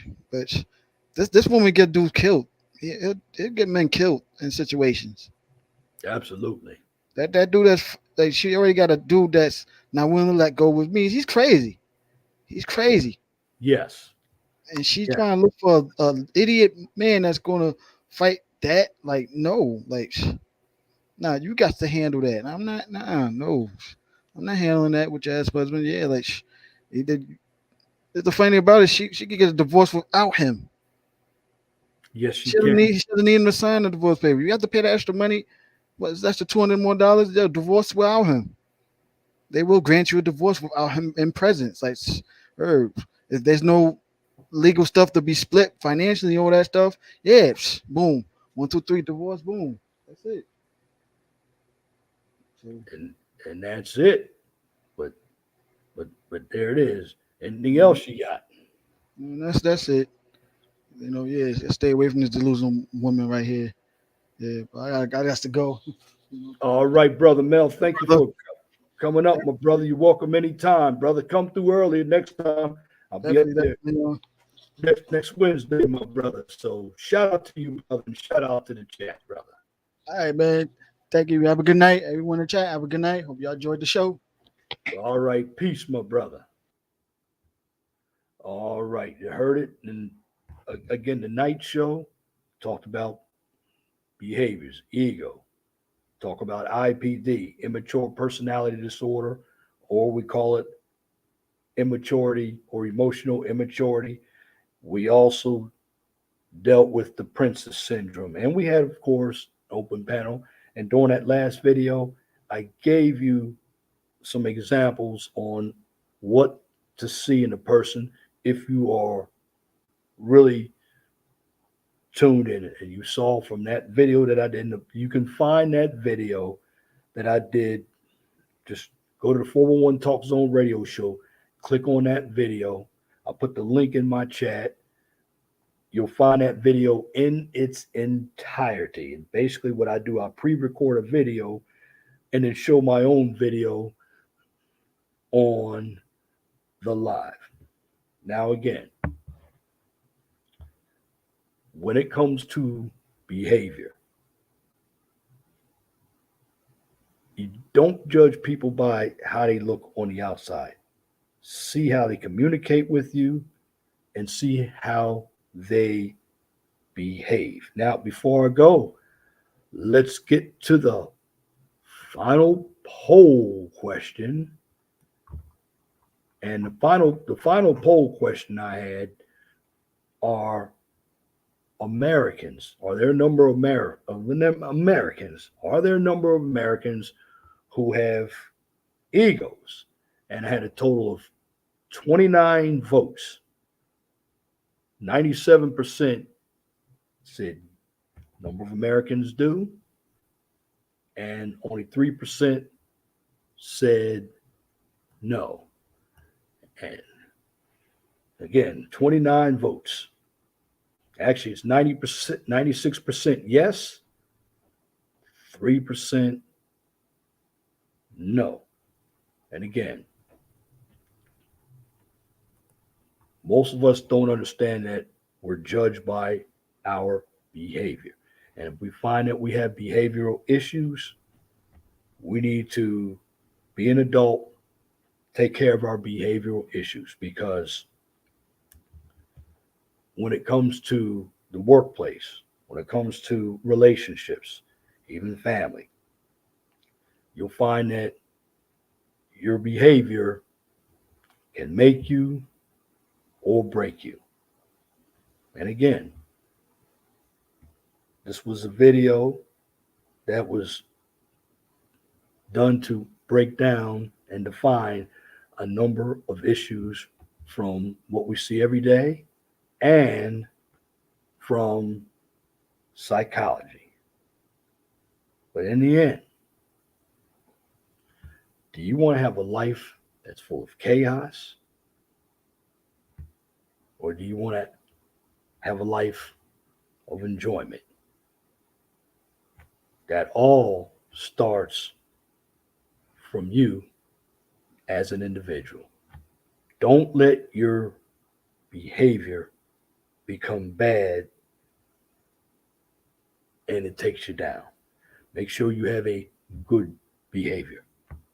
People will receive you a lot better.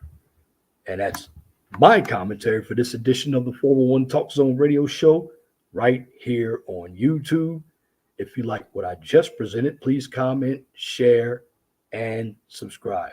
Now, if you're looking for some educational content, check out my second channel. It's called the QCIS channel, formerly the Mind of STEM channel. On that channel, you get a daily dose of science, technology, engineering, and math. Now, if you cannot find the 401 Talk Zone radio show or the QCIS channel on YouTube, you can check those channels out on Twitter. Again, you can check the 401 Talk Zone radio show and the QCIS channel. They'll also be posted on Twitter. Now, for the QCIS channel, since it's more of a professional channel, I go one step further. You can also find that channel on LinkedIn. And at the end of the day, I'm going to leave you with this. Be blessed for what you have. Don't worry about what you don't have. Always know that the sun rises in the east and sets in the west. And this is applying to both sides of the coin. If this is you or if it is not you, I will say this. If it doesn't apply, let it fly. But if the shoe fits, wear it. If you don't like the shoe, change it. I'll be doing another live stream next Wednesday, and I will also be posting some pre-recorded content. And it'll be more psychological issues to come.